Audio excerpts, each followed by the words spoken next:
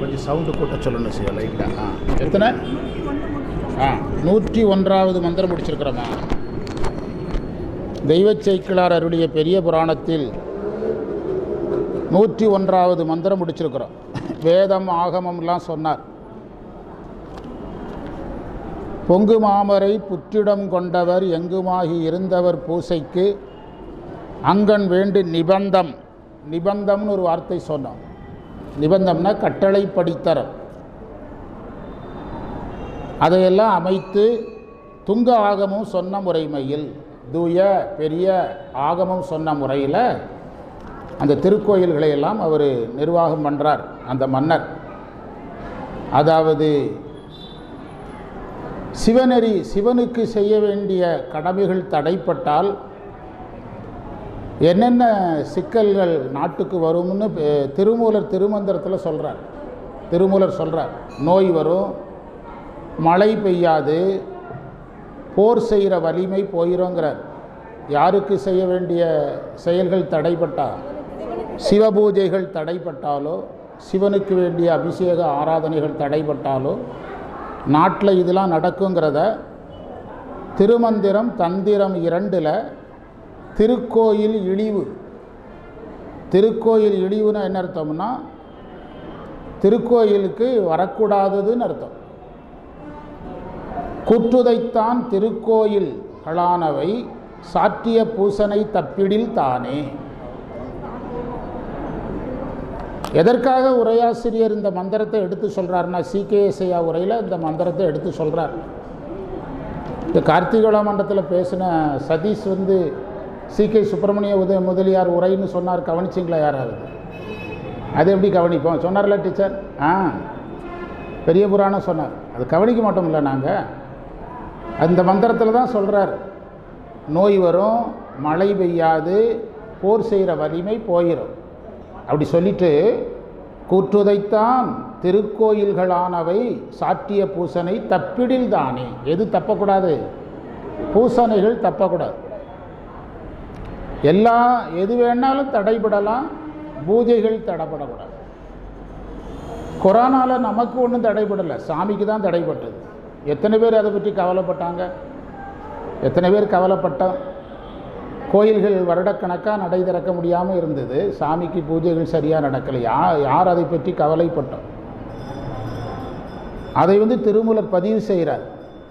இன்னொரு மந்திரத்திலையும் பதிவு செய்கிறார், அதே தலைப்பில் தான். முன்னவன் கோயில் பூசைகள் முட்டிடின். முட்டுதல்னால் தடைபடுதல். ஒரு தெரு போய் முடிகிற இடத்த முட்டு சந்துன்னு சொல்கிறோம்ல, முட்டுனா முடிகிறதுன்னு அர்த்தம். முட்டிடின் மன்னருக்கு தீங்குள. மன்னருக்கு என்ன வரும்? தீமை வரும்.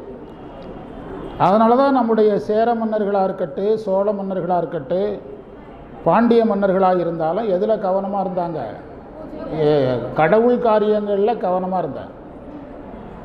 எல்லா மதத்தவங்களுக்கும் இது பொருந்தும். நீங்கள் எல்லா மதத்திலையும் உள்ள மன்னர்கள் அந்தந்த மதச்சார்பில் தான் இருந்தாங்க.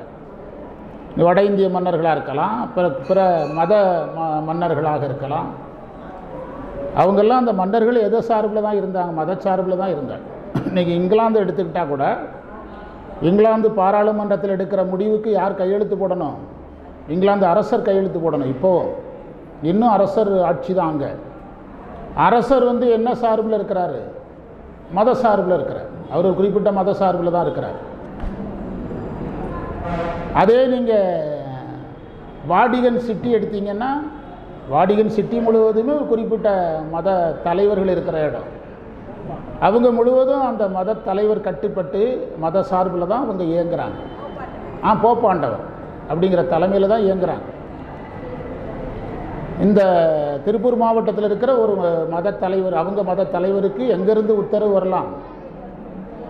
வாடிகன் சிட்டியிலிருந்து வரும். அவர் அதை ஏற்கணும். அவ்வளோ கண்ட்ரோலில் அவங்க வச்சுருக்காங்க. அதனால் வரலாற்று காலமாக இருக்கலாம், தற்காலமாக இருக்கலாம், எல்லாமே நிர்வாகங்கள் என்ன சார்பில் தான் இருந்திருக்குது. இப்போது நம்ம அரசையே எடுத்துக்கிடுங்க, அறநிலைத்துறை சார்போடு தானே அது இயங்குது. அரசினுடைய இணைப்பில் தான் எது இருக்குது? அறநிலைத்துறை இருக்கிறது. அரசே தான் கும்பாபிஷேகங்கள் என்ன செய்கிறாங்க? நடத்துகிறாங்க. இப்படி தான். நீங்கள் ரொம்ப நீங்கள் நம்ம செய்கிற தவறு என்னென்னா, நூல் 1000 வருஷம் பழமைனா இவன் 1000 வருஷத்துக்கு பின்னால் போயிடுவான். இது எப்படி புரியும்? நம்ம எங்கேருந்து கிளம்பணும்? அங்கேருந்து இங்கே வரக்கூடாது. இங்கே என்ன செய்யணும்? ரெண்டுமே கெடாமல் பார்த்துக்கணும். பழமையும் கெடாமல் பார்க்கணும், புதுமையும் சொன்னால் தான் அது புரியும். நம்ம யாரும் எந்த சோழ மன்னனையும் பார்க்கலை, எந்த சேர மன்னனையும் பார்க்கலை. அப்படி இருக்கும்போது எப்படிக்கு மன்னன் சார்ந்த செய்தி நமக்கு புரியும்? அப்போ நம்ம எதைத்தான் சொல்லி ஆகணும்? நம்ம கண் முன்னால் என்ன நடக்குதோ அதை சொல்லி புரிய வைக்கணும். அதுதான் ஒரு ஆசிரியனுடைய வேலை. முன்னவன் கோயில் பூசை முட்டிடின் மன்னர்க்கு தீங்குள வாரி வழங்குன்றும். மழை பெய்யாது. பூஜைகள் தடைப்பட்டால் எது பெய்யாது? மழை பெய்யாது. கண்ணங்களவு மிகுந்திடும். மழை பெய்யலைன்னா வருமானம் இல்லை, வருமானம் இல்லைன்னா திருட ஆரம்பிச்சிருவான். ஏன் திருடுனான்னு கேட்கக்கூடாது, சாமி திருட சொன்னாரான்னு கேட்கக்கூடாது. வாழ்வாதாரம் இல்லைன்னா என்ன செய்வான்? திருடு. நக்சலைட்டுகள் ஏன் வர்றான்? அவனுக்கு தேவையானது கிடைக்கல, யாராக மாறுறான்? நக்சலைட்டாக மாறுறான். இப்போ இந்திய அரசு வந்து நக்சலைட் இல்லாத இந்தியான்னு ஒரு கொள்கையை கையில் எடுத்து அவங்களுக்கு வருமானம், உழைப்பு எல்லாம் ஏற்படுத்தி கொடுத்துட்டு இருக்கிறாங்க. ஏகதேசம் எதை க்ளோஸ் பண்ணிட்டாங்க? நக்சலைட்டே க்ளோஸ் பண்ணிட்டாங்க. வேலை வாய்ப்பு என்ன வேணும்? ஏன் நக்சலைட்டாக இருக்க? காசு இல்லை, இந்த பிடிப்போ, துப்பாக்கி கீழே வை அப்படின்னு எல்லாம் இப்போ முடிச்சிட்ருக்கிறாங்க. இதெல்லாம் நீங்கள் ஒன்றுக்கொன்று சங்கிலி தொடர்போடு இருக்கும். வெறும் செய்தியை பேசக்கூடாது. அதனால் கண்ணங்களவு மிகுந்துடும்னா மழை பெய்யலைன்னா திருட்டு வந்துடும். காசினி என் நந்தி எடுத்து உரைத்தானே. இது நான் சொல்கிறேன்னு நினைக்காதீங்க, திருமூலர் சொல்கிறார். என் குருவாகிய நந்தி தேவர் சொன்னது. கைலை மலையில் எனக்கு யார் சொல்லி கொடுத்தா? நந்தி தேவர் சொன்னதுன்னு திருமூலர் எழுதுகிறாரு. சி.கே. சுப்பிரமணிய முதலியார் உரையில் இது வந்து பதிவு செய்யப்பட்டிருக்கிறது, இந்த திருமந்திரம். அதனால தான் இந்த சோழ மன்னன் எந்த நெறியில் இருந்திருக்கிறான்? பூஜைகள் குறையாமல் பார்த்துருக்கிறான். மக்கள் வாழ்க்கையையும் பார்க்கணும், கோயில்களுடைய எதுவும் தர்மங்கள் எதுவும் என்ன செய்யக்கூடாது? தடைபடக்கூடாது. அதில் கவனமாக இருந்திருக்காங்க. நாயன்மார்களில் பெரும்பாலோர் வந்து அவங்க வாழ்க்கை தடைப்பட்ட போது கூட கோயில் வாழ்க்கை தடைபடாமல் பார்த்துருக்குறாங்க. அறிவாழ்த்தாய நாயனார் அவர் வீட்டில் சாப்பாட்டுக்கு வழி இல்லை, ஆனால் கோயிலுக்கு கொண்டு போக வேண்டிய சென்னல், மாவடு இதையெல்லாம் என்ன செய்திருக்கிறார்? எடுத்துகிட்டு போயிருக்கிறார். பெரிய வித்தியாசம் நமக்கும் அவங்களுக்கும் ஒன்றும் கிடையாது. நாம் வீடு நல்லா இருந்தால் போகுதுன்னு நினச்சோம், அவங்க கோயில் நல்லா இருந்தால் போகுதுன்னு நினச்சாங்க. அவ்வளோதான் வித்தியாசம் நமக்கும் அவங்களுக்கும். பெரிய வித்தியாசம்லாம் ஒன்றும் கிடையாது.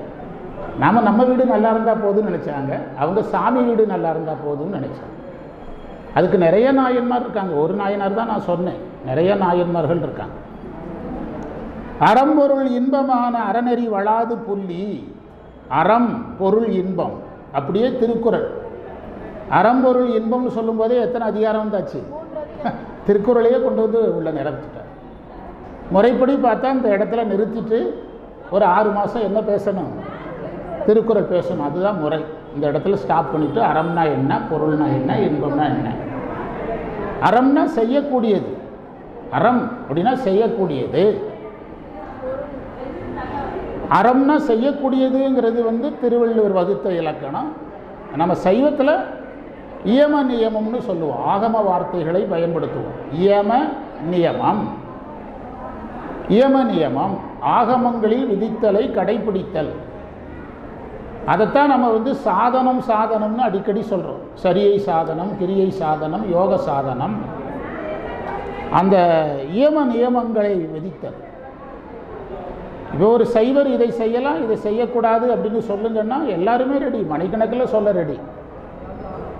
சைவர்கள் இதையெல்லாம் செய்யலாம், இதையெல்லாம் செய்யக்கூடாதுன்னு சொல்லுங்க அப்படின்னா அதை மணிக்கணக்கில் சொல்கிறது என்ன, வருடக்கணக்கில் சொல்கிறதுக்கு கூட நிறைய பேர் ரெடி. ஆனால் அதை நீ எத்தனை கடைப்பிடித்தாய்?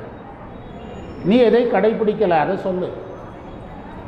இப்போ வந்து அக வழிபாட்டில் இப்போ தான் சிவஞான போதத்தில் நடத்தணும். 8 வகையான குணங்களை இறைவன்கிட்ட கொடுக்கணும். நான் உயிர்களை கொல்வதில்லை, அதை ஒரு மலராக தருகிறேன்.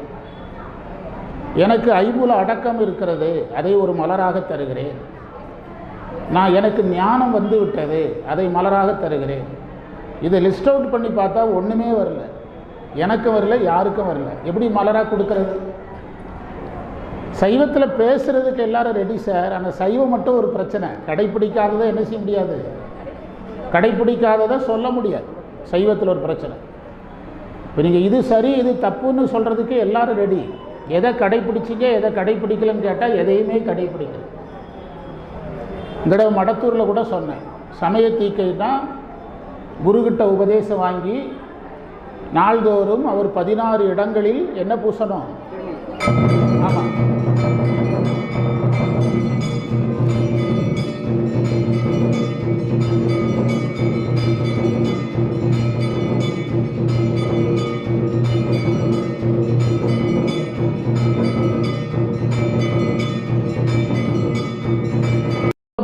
அறநெறி வளாமல் புள்ளி.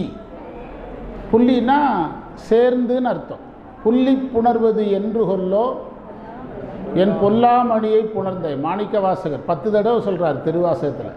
புள்ளின்னா சேர்தல்னு அர்த்தம். அதாவது இதை செய்யலாம் இதை செய்யக்கூடாதுன்னு எல்லாரும் சொல்லலாம். என் கட்சிக்காரர் நியாயம் இது அப்படின்னு லாயர் சொல்லலாம். ஆனால் இது சரி தப்புன்னு யார் தான் சொல்லணும்? இது புரியுதான்னு பாருங்கள். அதே மாதிரி தான் சைவத்தில் எல்லாரும் எல்லாம் சொல்லலாம். ஆனால் அதை சொல்கிறதுக்குன்னு ஒரு தகுதி என்னது? அதை யாருக்கு தகுதின்னா அதை சாதித்தவருக்கு தான் தகுதி. இதை செய்யலாம் இதை செய்யக்கூடாதுன்னு எல்லாரும் என்ன செய்யக்கூடாது? சொல்லக்கூடாது. என் கட்சிக்காரர் நியாயம்னு ஒரு லாயர் வாதிடுவார், என் கட்சிக்காரர் வாதிடுவார். இதில் அனுபவமிக்க யார் வேணும்? ஜட்ஜி வேணும். அவர் தான் இந்த தீர்ப்பை என்ன செய்ய முடியும்? ஆமாம், நீதிபதி அவர்கள் எனக்கு வாய்ப்பளித்து விட்டதனால் நானே தீர்ப்பை சொல்லிக் கொள்ளுகிறேன்னு யாரும் சொல்ல முடியாது, சொல்ல முடியாது. ஆமாம், லாயருடைய இதிலிருந்து தூக்கிடுவாங்க. சும்மா விளையாட்டு கிடையாது. அதனால் சைவத்தில் சாதித்தல் தான் முக்கியம். அறம்பொருள் இன்பம். அறம்ங்கிறது தமிழுக்கும் சமயத்தில் ஒரு நுட்பமான விஷயம். இப்போ வட இந்திய மரபில் முதல்ல சமயம் பண்ணுவாங்க, அது பிறகு தான் அறம் பண்ணுவாங்க.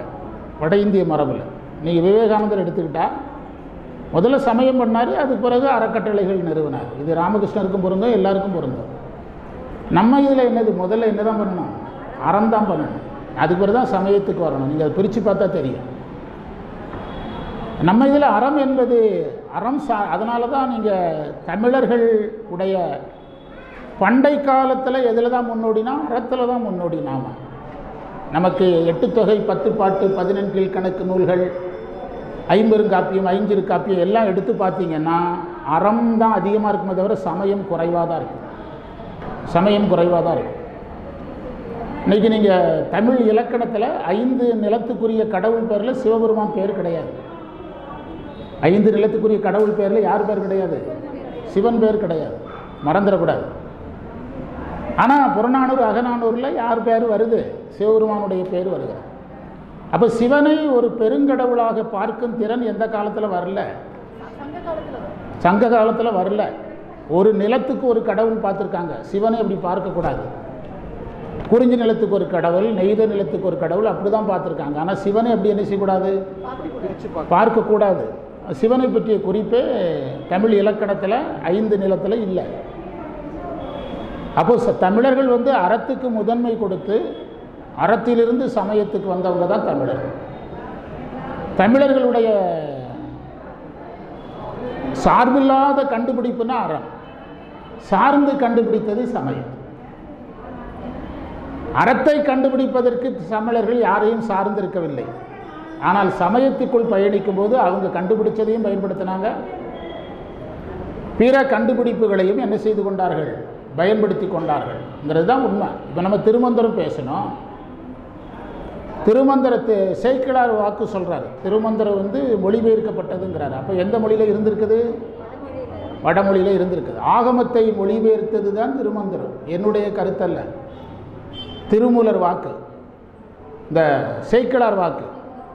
சேக்கிழார் திருமூலர் வரலாறை சொல்லும்போது மொழிபெயர்த்து ஆகமத்தை சேக்கிழாரை விட பெரிய ஆளா? அப்படி யாராவது இருந்தாங்கன்னா சொல்லுங்கள், அவங்கள பெரிய ஆளாக்கிடலாம்.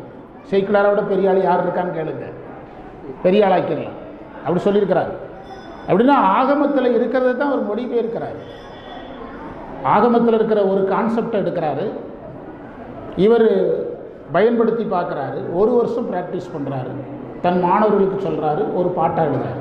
இப்படி தான் திருமந்திரம் என்ன செய்திருக்கிறது? தோன்றி இருக்கிறது. உங்களுக்கு ஏதாவது சந்தேகம்னா ஒரு ஐடியா சொல்கிறேன். திருவாவடுதுறை ஆதீன திருமந்திர உரை வாங்கினீங்கன்னா தந்திரம் 1 கீழே போட்டிருப்பாங்க என்னென்ன ஆகமம்னு போட்டிருப்பாங்க. தந்திரம் 2 என்னென்ன ஆகமம்னு போட்டிருப்பாங்க. அப்போ திருமந்திரம் வந்த பிறகு ஆகமம் வந்துச்சா? அப்போ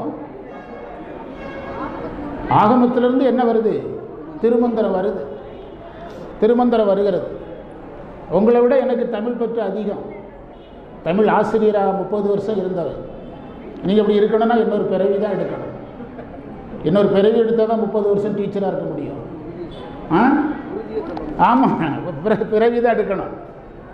அதனால் இதில் அப்ஜெக்ஷன்னா நீங்கள் அதுக்கு அப்ஜெக்ஷனுக்கு நான் பொறுப்பு கிடையாது, அது உங்கள் வேலை தான் பொறுப்பு. அப்போ அறம் என்பது சைவத்தில் கொஞ்சம் வடிவம் மாறும், இயம நியமம் என்று மாறும். நான் பொய் சொல்கிறதில்ல, நான் ஏழைகளுக்கெல்லாம் உதவி செய்வேன், அதை வச்சு சைவம் பண்ண முடியாது. சைவத்தில் ஆச்சார அனுஷ்டானங்கள், ஆச்சார அனுஷ்டானம் சரியில் நிற்கணும், கிரியையில் நிற்கணும், யோகத்தில் நின்று ஞானத்தில் நின்று அதற்கு பிறகு தான் யாரை அடைய முடியும். ஆமாம், எல்லா வகுப்புலையும் சொல்கிறோம், என்ன டீச்சர் விடாமல் சொல்கிறேன். ஏன்னா சைவத்தினுடைய பில்லரே இதுதான். சைவத்தினுடைய பில்லரே என்னது தான்? இதுதான். அதாவது நான் ஒரு தனியார் பள்ளியில் வேலை பார்த்தேன். அந்த பள்ளியில் எல்லா பிளாக் போர்ட்லேயும் எழுதி போட்டிருப்பாங்க. டெய்லி அதை சொன்ன பிறகு தான் வகுப்பு தொடங்கும். அதாவது suffer now enjoy later, enjoy now suffer later. அந்த பள்ளிக்கூடத்தில் ரொம்ப கஷ்டப்பட வைப்பாங்க. ஜாலியாகவே இருக்க முடியாது. விளையாட விட மாட்டாங்க, பாட விட மாட்டாங்க, ஆட விட மாட்டாங்க, படிக்க மட்டும்தான் விடுவாங்க. அதைத்தான் அவங்க இங்கிலீஷில் எழுதி போட்டிருப்பாங்க. இப்போ கஷ்டப்பட்டால் பின்னால் நல்லா இருக்கலாம், இப்போ நல்லா இருந்ததுன்னா ஜாலியாக இருந்தால் அப்புறம் கஷ்டப்படும். இது டெய்லி சொல்லிட்டு தான் வகுப்பே தொடங்கணும். அவங்க அதை தங்களுக்கு எதாவது எடுத்துக்கிட்டாங்க, பில்லராக எடுத்துக்கிட்டாங்க, சுலோகனாக எடுத்துக்கிட்டாங்க. அதேமாதிரி நமக்கு சைவர்களுக்கு சுலோகம் எதுதான். இதில் எதையுமே செய்யாமல் இருந்து கொண்டு சைவம் பேசவே கூடாது. அது சமை தான். நீங்கள் நான் சொல்கிறதெல்லாம் இருந்தால் அவர்களுக்கு பிறகு சமை. இது இல்லாமல் சைவம் பண்ணினால் சமை கிடையாது, சொற்பொழிவாளர். அது ஆகமும் சொன்ன விதி, நம்ம சொன்ன விதி கிடையாது. அறம் என்பது, இப்போ இந்த பாட்டுக்கு வரும், அறம் என்பது செய்யக்கூடியதை செய்தல். பொருள் என்பது செய்யக்கூடியதை செய்து ஈட்டிய பொருள். அதாவது பொருள் எதன் வழியாக வரணும்? அறத்தின் வழியாக வரணும். இந்த பட்டிமன்றம் நடத்தும்போது சுபாஷ் ஐயா பட்டிமன்றத்தில் நடுவராக இருந்தபோது சொன்னார், அதாவது புகழனின் உயிரும் கொடுக்குவர், புகழனின் உயிரும் கொடுக்குவர், ஆனால் புகழுக்கு மாறாதது நான் உலகுடன் பெரினும் கொள்ளலை. உலகத்தையே உன் பேருக்கு எழுதி வச்சிடுறேன், இந்த தவறான ஒரு வேலையில் மட்டும் கையெழுத்து போட்டு கொடுத்துரு அப்படின்னா செய்ய மாட்டாங்களாம் தமிழர்கள். புகழனின் உயிரும் கொடுக்குவர், புகழுக்கு மாறானதாக இருந்தால் உலகுடன் பெரினும் கொள்ளலர். உலகத்தையே உன் பேருக்கு எழுதி வைக்கிறேன்னாலும் தமிழன் என்ன செய்ய மாட்டானா? தப்பு பண்ண மாட்டான், சொல்ல மாட்டான். அதாவது இன்றைக்கு உலகம் பொருள் உலகம், மெட்டீரியல் வேர்ல்டுங்கிறோம். அன்னைக்கு இருந்தது அற உலகம். நீங்கள் 50 வருஷத்துக்கு முந்தி நம்ம தர்மங்கள் தான் ஓங்கி நின்றுது. அண்ணன் 50 வருஷத்துக்கு முந்தி தண்ணீர் விலைக்கு விற்றுதா? நம்ம 50 வருஷத்துக்கு முந்தி தண்ணீர் பாட்டில் நம்ம விலைக்கு வாங்கினோமா? இப்போ தண்ணி இல்லை, விலை கொடுக்கறது 2வது காரணம். நீங்கள் விலை கொடுக்கலனாலும் எதுவும் இல்லை, தண்ணீர் இல்லை. அப்படியே உங்களுக்கு டேங்கில் தண்ணி இருந்தாலும் நீங்கள் குடிக்க ரெடி இல்லை. என்ன வந்துடும் பயப்படுறீங்க? இன்ஃபெக்ஷன் வந்துடும் பயப்படுறீங்க. 50 வருடங்களுக்கு முன்பு எல்லாமே காசு கிடையாது. சாஸ்திரம் என்ன சொல்லுதுன்னா, கல்வி, மருந்து, உணவு 3 விற்கப்படுகிறது என்றால் பாவம் அதிகமாகிட்டுன்னு அர்த்தம்னு சாஸ்திரம் சொல்லுது. கல்வி விற்பனை ஆகக்கூடாது, மருந்து விற்பனை ஆகக்கூடாது, உணவு விற்பனை ஆகக்கூடாது. அதனால் அந்த காலத்தில் உணவு விற்கக்கூடாதுங்கிறதுனால தான் மடங்கள் வந்தது. நீங்கள் ஒன்றும் இல்லை, கனியூரில் மடம் இருக்குது. எந்த ரோட்டில்? பஸ் ஸ்டாண்டுக்கும் அழகுராட்சியம்மன் கோயிலுக்கு இடையில் ஒரு மடம் இருக்குது. ஊருக்கு இருக்குது, உங்களுக்கு தெரியாது. உங்கள் ஊர்லேயே உங்களுக்கு இருக்கிறது தெரியும். நீங்கள் மடத்துக்குளத்தில் இருக்கிறீங்க. இவங்க வகுப்புக்கு எப்படி வந்தாங்கன்னே நம்ம சிவனடியார்களுக்கு தெரியாது. இவங்க முதல்ல வகுப்புக்கு வந்தது கனியூர் மகாலிங்க சாமி கோயிலுக்கு. இது யாருக்கும் தெரியாது. இந்த வரலாறை கொஞ்சம் எல்லாரும் தெரிஞ்சு வச்சுக்கிடுங்க. இவங்க வரலாறு, அவங்க இறைவன் அவங்கள கொண்டு வந்து சேர்த்தது மகாலிங்க சாமி கோயிலுக்கு. அங்கேருந்து கனியூர் கோயிலுக்கு வந்தாங்க. மகாலிங்கசாமி கோயிலையும் நான் இருந்தேன், கனியூர் கோயிலையும் நான் இருந்தேன். பிறகு குணசுந்தரியம்மா நாங்கள்லாம் சேர்ந்து எங்கே கூப்பிட்டு போனோம், மடத்தூர் கூப்பிட்டு போனோம். இந்த வரலாறு நிறைய பேருக்கு தெரியாது, வரலாறு தெரிஞ்சு வச்சுடுங்க. மடத்தூரில் இப்போ நல்ல பாடம் கேட்குறாங்க, மாரியம்மன் கோயிலுக்கு வந்திருக்கிறாங்க. வந்து படித்தா சந்தோஷம், யார் வேண்டாங்கிற. என்ன சொல்கிறீங்க? ஆன்மீக பேரவையில் சேர்ந்தாதான் வளர முடியும். நான் 1999 இங்கே உட்காரும்போது இந்த ஊரில் மாரியம்மன் கோயிலுக்கு தவிர எங்கேயும் வகுப்படுத்தலை. 99, 2000, 2001, 2002 இப்படி பயணித்தோம். அப்போ இந்த அளவுக்கு கூட மாணவர்கள் கிடையாது. என்ன டீச்சர்? மாணவர்கள் கிடையாது. சிவசண்முக சார் வருவாங்க, ஒரு வயசான பெரியவர் ஒரு தோண்டில், அவர் பேர் என்னது, காந்தி நகரில் குடியிருந்தார். யார்? தட்சிணாமூர்த்தி ஐயா, சக்தி அப்பா, இன்னொருத்தர் சார் காந்தி நகர். நான் என்ன கேட்குறேன்னா அதை தவிர எல்லாம் சொல்கிறாரு. காந்தி நகரில் குடியிருந்தாரில் அந்த சிவப்பா ஒருத்தர் உட்காந்து பேசுவார், இளங்கண்ணன் ஒருத்தர், தலைமை ஆசிரியராக இருந்தவர்.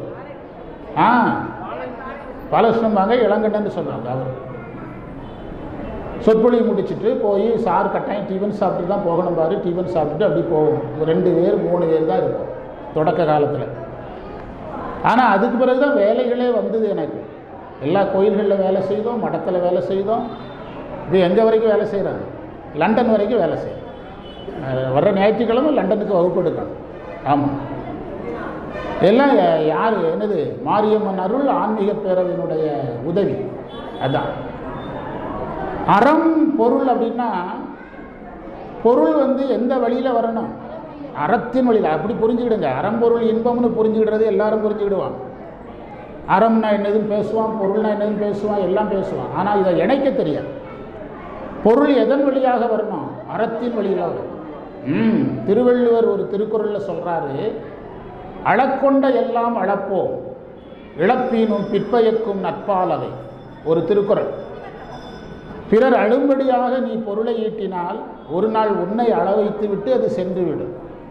அளக்கொண்ட எல்லாம் அளப்போம், அள வச்சா ஒன்று அள வச்சுட்டு போயிடும். இழப்பீனும் சிவாயன். ஒருவேளை நீ பணத்தை இழந்துட்டான்னு வச்சுக்க, கவலைப்படாத. பணம் போனாலும் பரவாயில்ல, நேர்மையாக வாழு. இழப்பீனும் பிற்பயக்கும், ஒரு நாள் வந்துடும். ஒரு நாள் அந்த பணம் என்ன செய்யும்? வந்துடும். பொருள் போகிறதே என்பதற்காக எதை விடாத? நேர்மையை விடாது. நான் 500 முறை இந்த இடத்துல சொல்லியிருப்பேன். எனக்கு பகவத்கீதை படித்து கொடுத்த குரு சொன்னது, தர்மத்திற்காக எதை வேண்டுமானாலும் இழந்து விடு, தர்மத்தில் எதற்காகவும் தர்மத்தை இழக்காது. இதுதான் என்னுடைய வாழ்க்கையில் பகவத்கீதை தந்த பாடம். அப்படி படித்ததுனால தான் அந்த தேர் வரும்போது எங்களுக்கு அழைப்பு வந்தது. டீச்சர், இப்போ நீங்கள்லாம் அமைப்புக்காரங்க அழைச்சாங்க, எங்களை இதுக்கு கூப்பிடுறாங்க. அந்த வேதாந்த மாணவர்கள் கூட நாங்கள் இருந்ததுனால கூப்பிட்டாங்க. எனவே பொருள் எந்த வழியில் வரணும்? அறத்தின் வழியில். நம்ம எப்போ பணம் வந்தாலும் இந்த பணம் எந்த வழியில் வருகிறதா, அற வழியில் வருகிறதா என்று பார்க்கணும். மல்டி மில்லியனர் பணக்காரங்க பிள்ளைகள் மட்டுமே படிக்கிற ஒரு ஸ்கூலில் நான் வேலை பார்த்தேன். ஒன்லி பணக்காரங்க பிள்ளைகள் தான் படிப்பாங்க. அங்கே வந்து மாணவர்கள்ட்ட நம்ம எவ்வளோ வேணாலும் பணம் கலெக்ட் பண்ணிடலாம். நான் நோட்ஸ் வாங்கி கொடுக்குறேன், பேப்பர் வாங்கி கொடுக்குறேன், நோட்டு வாங்கி கொடுக்குறேன். யாருக்கும் கணக்கு கொடுக்க வேண்டிய அவசியம் கிடையாது. பெச்சமும் கேட்க மாட்டாங்க, வாத்தியாரும் கேட்க மாட்டாங்க, அவனும் கேட்க மாட்டான், அவங்க அப்பாவும் கேட்க மாட்டாங்க. அதில் மிச்சமான பணத்தை கொடுத்தா வாங்க மாட்டாங்க. ஒரு வாத்தியார் அதில் வந்து பஜாஜ் MIT 2 வீலர் வாங்கினார். பணம் மிச்சமான பணத்தை வாங்க மாட்டேன்ட்டாங்க. என்ன வாங்கினார்? அவங்க அண்ணன் வந்து கலைக்கல்லூரியில் ஜெயபால் ஏதோ கோபால்னு ஏதோ பேரில் இருந்தார். எந்த காலேஜில்? தேனிக்காரர். விசார், நீங்கள் அங்கே படித்ததுனால சொல்கிறேன், தேனிக்காரர். அவர் தம்பி தான் நான் சொல்லிகிட்டு இருக்கிறேன். பஜாஜ் MIT வாங்கினார்னா எவ்வளோ பணம் மிச்சமாயிருக்கு? நான் அப்படி வாங்கின பணத்தில் 400 ரூபா மிச்சமாயிட்டு. 400 ரூபான்னா 40 பேருக்குரிய பணம். ஒரு பையனுக்கு வந்து 10 ரூபா தான் போகணும், 400 ரூபா மிச்சமாச்சு. சார் கேவலமாக இருக்குது சார் இதை நீங்கள் சொல்கிறதே அப்படின்னாங்க. இன்னைக்கு உங்கள் அப்பா பணம்டா, உனக்கு கேவலமாக இருக்கும். நாளைக்கு நீ அடுத்தவனுக்கு 10 ரூபா கொடுக்க யோசிக்கும்போது என்னதான் இருந்தாலும் நம்ம தமிழ் வார்த்தையில் நம்ம 10 ரூபாய்க்கு தின்னவர் தானேன்னு யோசிப்பார். அன்னைக்கு எனக்கு 400 ரூபாங்கிறது 40,000 ரூபா. அன்னைக்கு நான் சொல்கிற வருஷம், நான் சொல்கிறது 30 வருஷத்துக்கு முன்னாடி. 400 ரூபா இல்லை, கடன் வாங்கி மளிகை கடையில் கொடுத்து 10 ரூபாயை மாற்றி அவன் டேபிளில் வச்சுக்க அல்லது கிழிச்சு போட்டுக்க, என்னையை விட்டுரு, உனக்கு எனக்கு என்ன வேண்டாம். வரவு செலவு வேண்டாம் அப்படின்னு 10 ரூபாயை டேபிளுக்கு 4 10 ரூபாயை வச்சு கொடுத்துட்டேன். மொய் வச்ச மாதிரி வச்சு கொடுத்துட்டேன். அது நமக்கு இன்றைக்கி சொல்கிறதுக்கு சந்தோஷமாக இருக்குது. எடுத்தால் சொல்ல முடியுமா? இவ்வளவு கரெக்டாக இருந்தாலும் நம்ம கூட்டத்தை பண விஷயத்தில் பேசுகிறாங்க, பேசிட்டு போகிறாங்க. அது மாரியம்மன் இருக்குது, அதுக்கு கணக்கு எழுதுறதுக்கு மாரியம்மன் இருக்குது. ஆமாம், எழுதும் கீழ்கணக்கு இருக்குது. அறம்பொருள் இன்பம் எதன் வழியில் வரணும்? அறவழியில் சம்பாதித்த பொருளிலிருந்து இன்பம் வரணும். அறவழியில் சம்பாதித்த பொருளிலிருந்து இன்பம் வரணும். அதாவது நாம் ஒரு மகிழ்ச்சியை கொண்டாடுறோம்னா அதற்கு செலவிடப்பட்ட பணம் எப்படி சம்பாதிக்கப்பட்டதாக இருக்கணும்? வந்திருக்கணும். இன்றைக்குமா ஒரு பார்ட்டி சிக்கிச்சு சார், ஒரு 10,000 ரூபா லஞ்சம் கொடுத்தான், இன்றைக்கி நமக்கு பார்ட்டிம்பான். அப்போ பார்ட்டியே என்ன வழியில் நடக்குது? தப்பான வழியில் நடக்குது. பார்த்தீங்களா? பார்ட்டியும் தப்பு, பணம் வந்த வழியும் தப்பு, அதனால் வந்த இன்பமும் தப்பு. அறம் தப்பு, பொருள் தப்பு, இன்பம் தப்பு. அறத்தில் தப்பு வந்தால் பொருளில் தப்பு வரும், பொருளில் தப்பு வந்தால் இன்பம் வரும். இதுதான் இந்த ட்ராக் ரொம்ப கவனமாக இருக்கும். இந்த ட்ராக்கில் நம்ம என்ன செய்யணும்? ரொம்ப கவனமாக இருக்கும். ஒரு இஸ்லாமிய பெரியவர் ஒரு பாலைவனம் வழியாக நடந்து போனாராம். அப்போ பேரிச்சம்பழ வியாபாரி, நாங்கள் ஸ்கூல் பசங்களுக்கு நேர்மைக்காக கற்றுக் கொடுக்குற பாடம். ஒரு பேரிச்சம்பழ வியாபாரி பேரிச்சம்பழம் விற்றுக்கிட்டு இருந்தாராம். ஒரு காசுக்கு இவ்வளவுனாராம், காசுக்கு இத்தனை பழம்னு எண்ணி கொடுத்தாராம். அதை வாங்கிட்டு கூட வர்றவங்களோட போய் ஒரு தண்ணீர் எல்லா இடத்துலையும் இருக்காதுல்ல பாலைவனத்தில், தண்ணீர் இருக்கிற இடத்துல போய் சாப்பிடலான்னு பல கிலோமீட்டர் நடந்து போயிட்டார். அங்கே போய் பேரிச்சம்பழத்தை பிரித்து பார்த்தா அவர் சொன்னதை விட அதிகமாக இருக்கும். யார் சொன்னதை விட? அவர் சொன்ன கணக்கை விட அதிகமாக இருக்கும். இவர் என்ன செய்கிறாருன்னா அதை பிரித்து பார்த்துட்டு எல்லாருக்கும் சாப்பிட கொடுத்துட்டு கொஞ்சம் இருங்கன்னு சொல்லிட்டு அவர் வியாபாரி சொன்னதை விட அதிகமாக இருக்கிறத கொடுக்கறதுக்கு இங்கே வந்துட்டார். எங்கே? திரும்பவும் பாலைவனத்தில் அந்த வெயிலில் பல கிலோமீட்டர் நடந்து கொடுக்குறார். அப்போ அவர் சொல்கிறாரு, நான் தெரிஞ்சு தான் கொடுத்தேன், உங்களை பார்க்குறதுக்கு அநியாயத்துக்கு நல்லவராக இருந்தது, அதனால் இந்த வேலையெல்லாம் இங்கே ஆகாது. வியாபாரம் எதாக இருக்கணும்? வியாபாரம். காசுக்கு இத்தனை பழம் சொன்னியா கொடு, கணக்க முடியும். நீங்கள் நல்லவராக இருந்தீங்க, அந்த கதையெல்லாம் எனக்கு வேண்டாம், நீ எக்ஸ்ட்ரா தந்த பழத்தை நீ என்ன செய்யிக்க வச்சிக்க அப்படின்னு திருப்பி கொடுத்தாருன்னு பள்ளிக்கூடத்து குழந்தைகளுக்கு அறம், பள்ளிக்கூடத்து கதைகள் எல்லாமே எது சார்ந்ததாக இருக்கும்? அறம் சார்ந்ததாக இருக்கும். அறம் சார்ந்த கதைகளாக சொல்லுவோம். அதுதான் அறம்பொருள் இன்பமான அறநெறி வளாமல் புள்ளி. இது அறநெறி. இந்த மூணுமே சேர்ந்தது தான். இன்றைக்கி பள்ளிக்கூடத்தில் நம்ம அறமே சொல்ல முடியாது. ஆமாம், இன்றைக்கி என்ன சொல்கிறாங்கன்னா, பாடத்தை நடத்துனீங்களா, அவன் மார்க் எடுத்தானா, போயிட்டே இருங்க. நீங்கள் கோச்சாக இருங்க, டீச்சராக இருக்க வேண்டாம். யாராக இருங்க? கோச்சா. அவன் மார்க் எடுத்தா சரி, மார்க் எடுக்க வச்சுட்டா நல்ல வாத்தியார், மார்க் எடுக்க வைக்கலைன்னா திறமை இல்லாத வாத்தியார். அன்னைக்கு ஆசிரியர் இப்போ மகாபாரதத்தில் அர்ஜுனனுக்கு ஒரு அடையாளத்தை காட்டி அம்பு விட சொல்கிறார்ல, யார்? பீஷ்மரா? துரோணரா? துரோணாச்சாரியார் விட்டார்ல. அவர் சொன்ன மாதிரி கரெக்டாக விட்டது எத்தனை பேர்? துரோணர் எதிர்பார்த்த மாதிரி அம்பு விட்டது எத்தனை பேருன்னு கேட்டேன். எத்தனை பேர் விட்டாங்க? 105 பேர். ரிசல்ட் பெர்சன்டேஜ் எவ்வளவு? 1 கிடையாது. துரோணருடைய ஸ்கூலில் பரீட்சை நடந்ததில் ரிசல்ட் பெர்சன்டேஜ் எவ்வளோ கூட இல்லை, 1% கூட இல்லை. அன்னைக்கு கேட்டுதா? அரசாங்கம் கேட்டுதா? என்ன ரிசல்ட் இவ்வளோ மோசமாக இருக்குது? ஏன் துரியோதனன் பாஸ் ஆகலை, ஏன் துச்சோதனன் பாஸ் ஆகலை, பீமனே பாஸ் ஆகலை, என்னையா பள்ளிக்கூடம் நடத்துறீங்கன்னு கேட்டாரா? ஆனால் இன்னைக்கு கிடையாது. நாங்கள்லாம் வேலை பார்க்கும்போது ரிசல்ட்டு அடுத்த மாதம் என்கொயரிக்கு போகணும். ஒரு பையன் ஃபெயில் ஆனால் நம்ம பேர் சொல்லி எழுப்பி விட்டு அந்த பையன் பேரையும் சொல்லி கேட்பாங்க. அதுக்கு நம்ம என்ன செய்யணும்? விளக்கம் சொல்லணும். பையன் சரியில்லைன்னா நீ ஸ்கூலை மாற்றிருப்பாங்க. ஒன்று டிபார்ட்மெண்ட் விட்டு வெளியே போ, இல்லைன்னா ஸ்கூலை விட்டு போவாங்க. பையன் சரியில்லைங்கிறதுனால தான் ஒன்றை வச்சுருக்குது. பேஷண்ட்டு சரியில்லைன்னு டாக்டர் என்ன செய்யக்கூடாது? பேஷண்ட்டை சுகமாக்குவான்னு தான் ஒன்று டாக்டராக வச்சுருக்குது அப்படின்னு சொல்லுவாங்க. இதையெல்லாம் உள்வாங்கி நம்ம உணரணும். அறம்பொருள் இன்பமான அறநெறி வளாமல், வளாமல்ல தவறாமல், அறத்திலும் தவறக்கூடாது, அறத்தில் தவறாத ஒருவன் பொருளிலும் தவறக்கூடாது, பொருளில் தவறாத ஒருவன் வருகின்ற இன்பம் எந்த வழியில் வரணும்? அறவழியில் வந்த பொருளால் வர்ற இன்பமாக இருக்கணும். அறநெறி வளாமல் புள்ளி, இதை தான் அறநெறி. வளாமல்னா நழுவாமல், புள்ளி அதோடு பொருந்தி. மரம் கடிந்து, மரம்னா அறத்துக்கு எதிரானது மரம், பாவம். அறம் பாவம் என்னும் அறம் பாவம் என்னும் அருங்கயிற்றால் கட்டி, அறத்துக்கு எதிர்மறை மரம். பாவம் ரெண்டும் ஒன்று தான். மரம் கடிந்துன்னா பாவத்தை கடிந்துன்னா தடுத்து, அல்லது தீமைகளை தடுத்து. அரசனுக்கு அறத்தை காப்பாற்றுறது மட்டும் கடமை கிடையாது, தீமைகளை தடுக்கிறதும் அறத்துக்கு எதிரானது நடக்காமல் என்ன செய்யணும், பார்த்து கொள்ளுவதும் ஒரு அரசனுடைய கடமை. ரெண்டையும் அவர் செய்யணும்.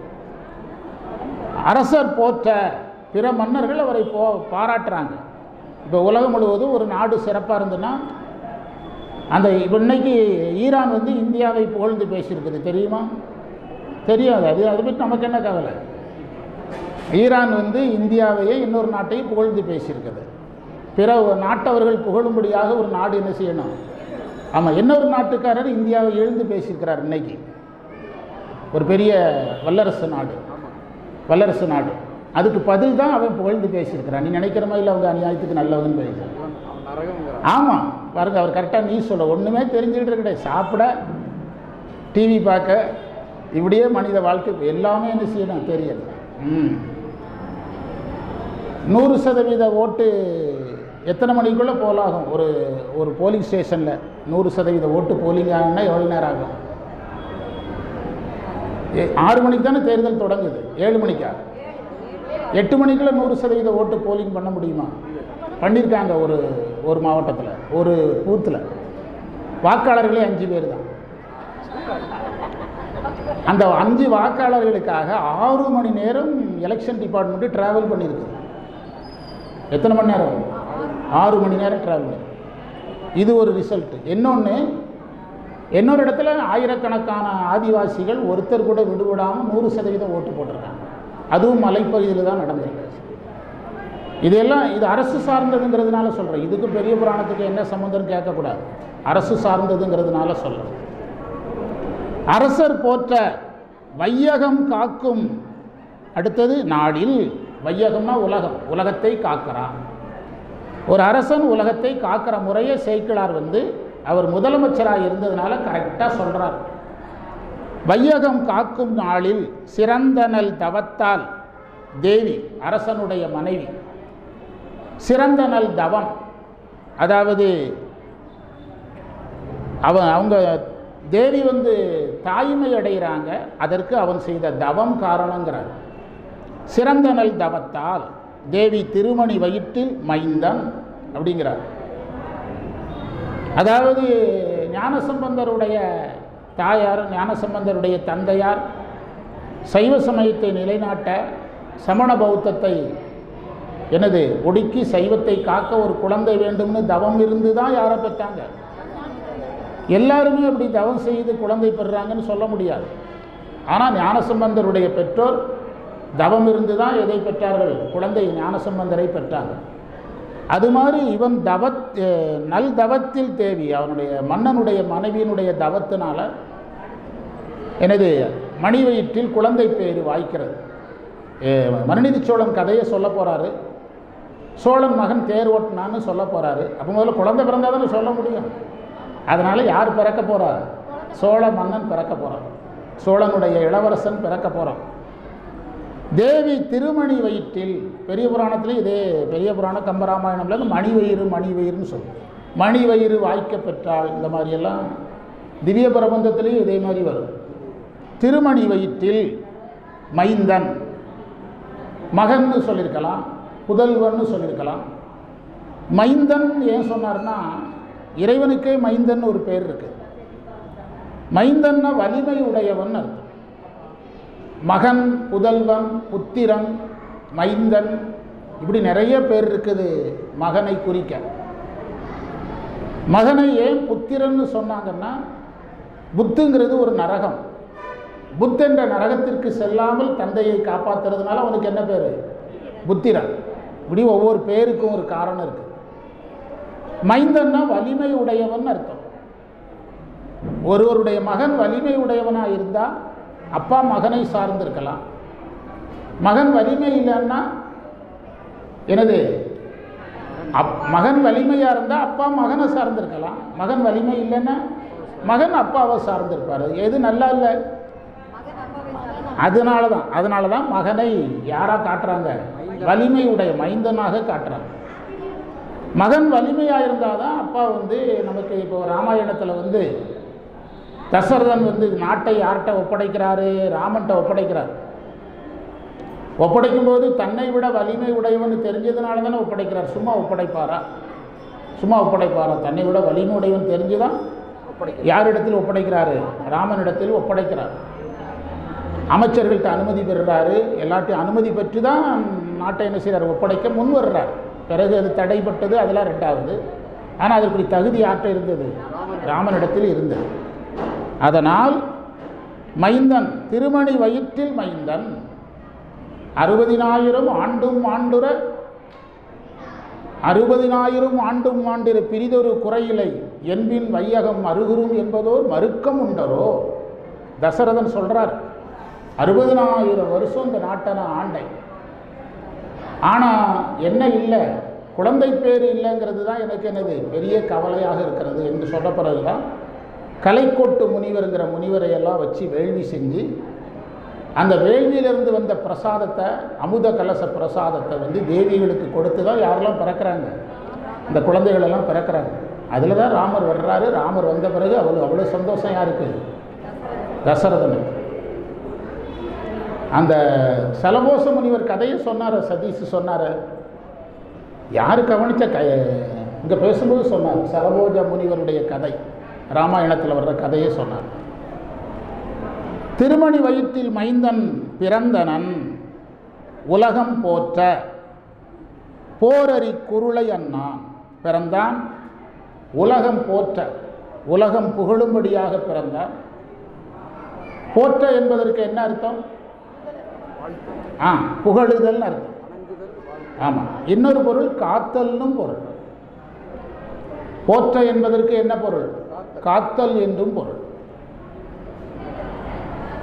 பொருளாட்சி, பொருளாட்சி போற்றாதார்க்கு இல்லை, திருவள்ளுவர் சொல்றார். போற்றாதவர்னா காப்பாற்றாதவர், அப்போ போற்றியவர்னா காப்பாற்றுதல். அந்த திருக்குறள் தான் இதுக்கு ஆதாரம். பொருளாட்சி போற்றாதார்க்கு இல்லை. அதுக்கு என்ன அர்த்தம்னா, காசை காப்பாற்றாதவனுக்கு ஒரு நாளும் காசு கிடையாதுங்கிறார். பொருளாட்சி போற்றாதார்க்கு இல்லை. மணி மேனேஜ்மெண்ட் அப்படிங்கிறார், பணத்தை வச்சு காப்பாற்றணுங்கிறார். அப்போ போற்றாதார்னா காப்பாற்றாதவர், அப்போ போற்றுபவர்னா காப்பாற்றுதல். அந்த வார்த்தைக்கு ஏன் அவ்வளோ முக்கியத்துவம் கொடுத்தேன்னா, ஒரு சமய ரகசியத்தை சொல்கிறது தான் கொடுத்தேன். தென்னாடுடைய சிவனே போற்றி, எந்நாட்டவருக்கும் இறைவா போற்றினா ரெண்டு பொருள் நம்முடைய ஞானிகள் சொல்கிறாங்க. ஒரு பொருள் உனக்கு வணக்கம், போற்றினா வணக்கம், போற்றினா வணக்கம். நமனாலும் வணக்கம் தான். நமச்சிவாய அப்படின்னா என்ன அர்த்தம்? நமச்சிவாயன்னா என்ன அர்த்தம்? யார் சொல்கிறா? அவங்களுக்கு இந்த மைக்கு பரிசாக தர்றோம். மைக்கு அமெரிக்காவிலேருந்து வந்தது, சார் கொடுத்தது. யார்? சிவகுமார் சார் கொடுத்தது. நமச்சிவாயன்னா என்ன அர்த்தம்? நமஷ் சிவாய, அதுதான் நமச்சிவாய. நமஷ்னா வணக்கம், அதான் நமஸ்காரம். புரியுதா? அதைத்தான் இஸ்லாமியர்கள் நமாஸ் அப்படின்னு சொல்கிறாங்க. எல்லாமே இந்தியாவுக்குள்ளே உருவாகிற சொற்கள் தானே. நமஷ் சிவாய, சிவனுக்கு வணக்கம், அதான் நமச்சிவாய. நம சிவாய சிவதராய வேதத்தில் இருக்கு. அதை மாணிக்க வாசகர் எடுத்து எப்படி பயன்படுத்தினார்? நம சிவாய வாழ்க. ரெண்டாவது தான் நேனா என்ன அர்த்தம், சீனா என்ன அர்த்தம்னு ரெண்டாவது தான் சொல்லணும். எடுத்த உடனே என்ன செய்யக்கூடாது? எழுத்து பொருள் சொல்லக்கூடாது. வணக்கம், சிவனுக்கு வணக்கம். அதனால் போற்ற என்பதற்கு என்ன பொருள்? இப்போ நீங்கள் தென்னாடுடைய சிவனை போற்றினா என்ன அர்த்தம்? ஒன்று உனக்கு வணக்கம், இன்னொரு அர்த்தம் காப்பாற்று. அதனால தான் நம்முடைய தமிழ்லையும் சரி வடமொழியிலையும் நமக, நமக, நம ஆகமம், நமக வைதிகம், போற்றி தமிழ், 3 முறை இருக்குது. நீங்கள் போற்றின்னு சொன்னால் தமிழ், நம அப்படின்னு சொன்னால் ஆகம நெறி, அங்கே கே வராது. சமஸ்கிருதத்தில் வைதிக முறையில் சொன்னீங்கன்னா நமக. இதுக்கெல்லாம் ஏன் இதை வச்சாங்கன்னா, உங்களுக்கு ஒரு ரகசியத்தை சொல்லி தந்துட்டு இருக்கிறேன். ஏதோ பிரச்சனை நம்மளை காப்பாற்றுறதுக்கு ஆள் இல்லைன்னு தெரிஞ்சதுன்னா நீங்கள் திருவாசகத்தில் 4வது தலைப்பு போற்றி போற்றின்னு வரும். ஒரு கொஞ்சம் பூ எடுத்து வச்சு, அதுக்காக பூ இல்லாதனால சொல்லலைன்னு சொல்லக்கூடாது. முடிஞ்ச அளவுக்கு பூ வைத்து தென்னாருடைய சிவனை போற்றி, எந்நாட்டவருக்கு இறைவா போற்றி, ஏகம்பத்துரை எந்தாய் போற்றி, பாகம் பெண்ணூர் ஆனாய் போற்றி, காவாய் கனகத்திரளை போற்றி, கைலை மலையா, இப்படி அந்த போற்றி முழுவதும் சொன்னால் 100 போற்றி சொன்னால் என்ன அர்த்தம்?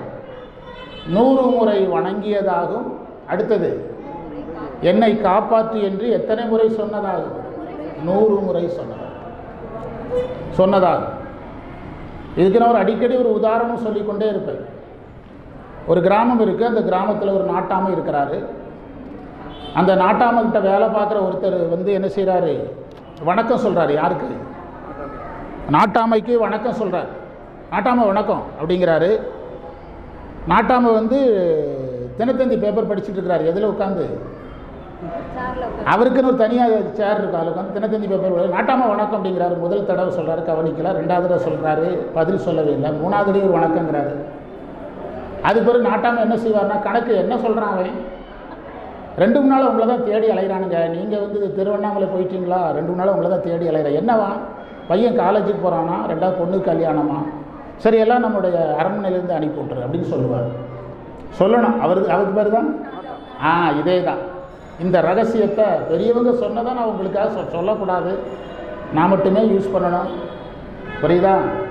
3 முறை வணக்கம் சொன்னதுக்காக ஒரு நாட்டாமை என்ன செய்கிறார்? படிக்க பணம் கொடுக்குறாரு.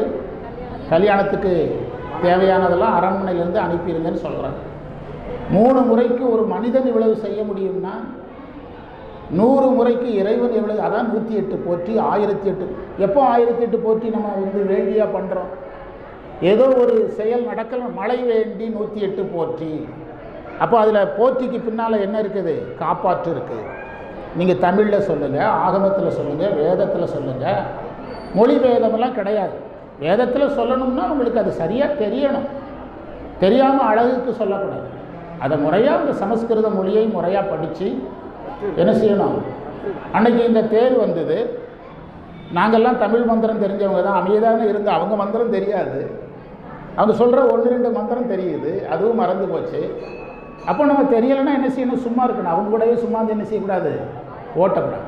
அவங்க அதுக்குரிய மந்திரங்களை எல்லாம் பிரம்மாண்டமாக சொல்கிறாங்க. ஒரு சில மந்திரம் தெரிஞ்சதை பூர்ணமாக தெரியுது, சில மந்திரங்கள் தெரியுது, அதை சொல்கிறோம். ஆனால் அது முறையாக தெரியலைன்னா என்ன செய்யக்கூடாது? சொல்லக்கூடாது. இன்றைக்கி பாடத்தில் முக்கிய செய்தி இதுதான். என்னது? நாம் ஒரு தடை வருகிற போது முடிந்த அளவுக்கு மலர்களை வைத்து கொண்டு 10 பூ தான் இருக்குன்னா 10 போற்றிக்கு 1 பூ போடுங்க. இல்லைன்னா மொத்தமாக போட்டு இவ்வளவு தான் இருக்குது அப்படின்னு போடுங்க. சாமி என்ன பூவை எண்ணிக்கிட்டா இருக்கிறாரு. நம்ம செய்கிற பாவத்தெல்லாம் எண்ணினாருன்னா என்ன ஆகிறது? நம்ம செய்கிற பாவத்தையே எண்ணலையா பூவை எதுக்கு என்றார்? நம்ம செய்கிற பாவத்தெல்லாம் என்ன கோயிலுக்குள்ளே விட மாட்டார். அதான உண்மை. ஆமாம். அதனால் அதைத்தான் போற்ற அப்படின்னா என்ன அர்த்தம்னா 2 அர்த்தம். உலகம் அவனை போற்ற, சோழ நாட்டை அவன் காக்க அப்படின்னு ஒரு பொருள். அந்த சிறுவன் தானுங்க மனுநீதி சோழன் வரலாறாக வர்றான். இந்த இளவரசன் வரலன்னா மனுநீதி சோழனுடைய வரலாறே என்ன ஆகியிருக்காது? ஃபோக்கஸ் ஆகியிருக்காது. மனுநீதி சோழன் எங்கே, மாடு எங்கே மடியடிக்க. அதனால தான் சேக்கிழார் இந்த வார்த்தையை அவனுக்கு கொடுத்தார். உலகம் போற்றனர். 2 அர்த்தம். உலகத்தை காக்க, உலகம் அவனை போற்ற. போரறி குருளை அண்ணன், சிங்க குட்டி மாதிரி பிறந்தான. இதில் முடிந்த அளவுக்கு பெயர்களை எல்லாம் சொல்லாமல் இருப்பார் சேக்கிழார். என்ன காரணம்னா, துல்லியமாக பெயர் கிடைக்காதுன்னா சொல்ல மாட்டார் சேக்கிழார். ஏன் சொல்ல மாட்டார்னா, நாளைக்கு ஒரு கல்வெட்டு கிடைக்குது, அந்த கல்வெட்டில் இவன் பேர் இருக்குதுன்னு வச்சுடுங்க. இவர் சொன்ன பேரும் அந்த பேரும் வித்தியாசமாக இருந்தால் எவ்வளோ பெரிய சிக்கல் வந்துடும். இன்றைக்கு வரைக்கும் சேக்கிழார் பெரிய புராணம் எழுதி இன்றைக்கு வரைக்கும் இந்த இடத்துல சேக்கிழார் தப்பாக சொல்லியிருக்காருன்னு ஒரு செய்தி சொல்ல முடியலை. அவ்வளோ கவனமாக தன்னுடைய நூலை என்ன செஞ்சுருக்கிறாரு? எழுதியிருக்கிறார். தவம் முயன்று அரிதில் பெற்ற. திரும்பவும் சொல்கிறார், குழந்தையை என்ன செய்து பெற்றிருக்கிறாங்க? தவம் செய். இதில் நமக்கு என்ன பாடம்னா, பொதுவாக ஒரு குழந்தை பேர் அப்படிங்கிறத நம்ம அந்த குழந்தைய தவத்தில் இருந்து சிவ சிந்தனையோட, இறை சிந்தனையோட தாய் இருக்கணும், தந்தை இருக்கணும். அந்த காலகட்டங்களில் சினிமா பார்க்கறது, இந்த நாடகத்திலலாம் நிறைய அமங்கல வார்த்தைகள் வருது, அதெல்லாம் வீடுகளில் ஒலிக்காத அளவுக்கு பார்த்து கோயில்கள் யாத்திரைகள் இப்படியே அந்த பெற்றோர் இருந்தால் அந்த குழந்தைகள்கிட்ட என்ன குணம் வரும்? அந்த குணங்கள் நல்லா வரும். அதான் தவமுயன்றுனார். இந்த சதீஷ் சொன்னதான் எனக்கு யார் பேசினாலும் எல்லா பாயிண்ட்டும் மனசில் செட் ஆகிடும். கார்த்திகை மண்டலத்துக்கு சதீஷ் பேசினார்ல, அவர் சொன்னார் கருத்தரிப்பதெல்லாம் குழந்தை அல்ல, கருத்து தரிப்பது தான் குழந்தை அப்படின்னார். எல்லாமே ரெக்கார்ட் பண்ண மாதிரி பதிவாகிற எனக்கு அவர் பேசுகிறது ஒரு 200 பாயிண்ட் கொடுங்கன்னா கொடுத்துருவேன். அதில் முக்கியமான செய்தியை நான் சொல்லலை, அது டீச்சர் இருந்தாங்க. அவர் ஒரு செய்தி சொன்னார். இப்போ சைவத்தில் வந்து மேலோட்டமாக பேசுகிறாங்க, ஃபேமஸ் ஆகுறாங்க, எல்லாம் பண்ணுறாங்க. நம்ம அதை விரும்பலையே. என்ன டீச்சர், ஆன்மீக பேரவைக்கு என்னைக்கு வந்தோமோ அன்னையிலேருந்து ஒரே மாதிரி தான் இருக்கும். அவர் வார்த்தை சொன்னார், பொள்ளாச்சி மாரியம்மன் கோயிலுக்கு பேச வருவார், திருவம்பாவை வந்து நகைச்சுவை எதுவுமே இல்லாமல் டீப்பாக அவர் பாட்டுக்கு பேசிக்கிட்டே இருப்பார். நாங்கள் பொள்ளாச்சிக்காரங்கெல்லாம் என்ன செய்வோம், உட்காந்து நோட்ஸ் எடுப்போம். பூவின பூங்குயில்ங்கிற திருவாசகத்துக்கு அவர் சொன்ன பொருள் என்னால் இன்றைக்கி என்ன செய்ய முடியல, மறக்க முடியல அப்படின்னு சொன்னார்ல டீச்சர். காரணம் என்னென்னா, நம்ம அன்னைக்கும் பாடத்தை எப்படி தான் நடத்தணும், இப்படி தான் நடத்தணும், டீப்பாக தான் நடத்தணும். இப்போ இந்த ஒரு மந்திரம் தான் படித்தோம், ஆனால் உங்களுக்கு லைஃபுக்கு இந்த 7 ஜென்மத்துக்கும் மறக்காது அந்த ஒரு மந்திரம். தவமுயன்று அரிதில் பெற்ற குழந்தை எப்படி பெறப்படணும்? தவத்தினால் பெறப்படும். தாய்மைக்கு முன்பும் தாய்மைக்கு பின்பும் என்ன நினைப்பு இருக்கணும்? இறை நினைவிலேயே அந்த பெற்றோர், அதுதான் தவமுயலுதல்னு அர்த்தம். அப்படி ஒரு குழந்தை பிறந்தால் நான் அந்த குழந்தையை சமய நெறிக்கு பயன்படுத்துவேன், அது சம்பாதிக்கிற பொருளை சமயத்துக்கு பயன்படுத்துவேன், வேண்டி வேண்டி குழந்தையை பெறணும்.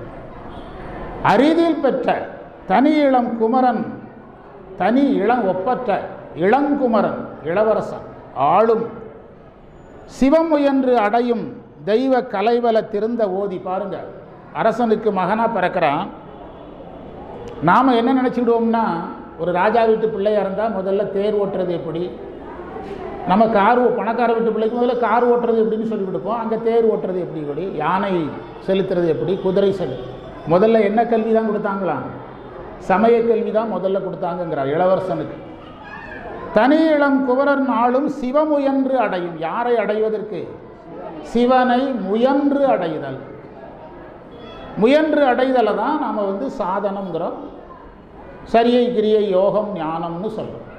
சரியை கோயில் வழிபாடு, சரியை கோயிலுக்கு பணி செய்தல், கிரியை சிவபூஜை செய்தல். ஒரு சிவனரில் இருக்கிறவங்க தீக்கை வாங்கி சிவபூஜை செய்யணும், வாங்கல்னாலும் பண்ணணும். ஆனால் இது எதுவுமே செய்யாமல் என்ன செய்யக்கூடாது, இருக்கக்கூடாது. அடியாராக இருக்கலாம், மைக்குக்கு முன்னால் வரக்கூடாது. நிறைய பேர் இருக்கிறாங்க தமிழ்நாட்டில்.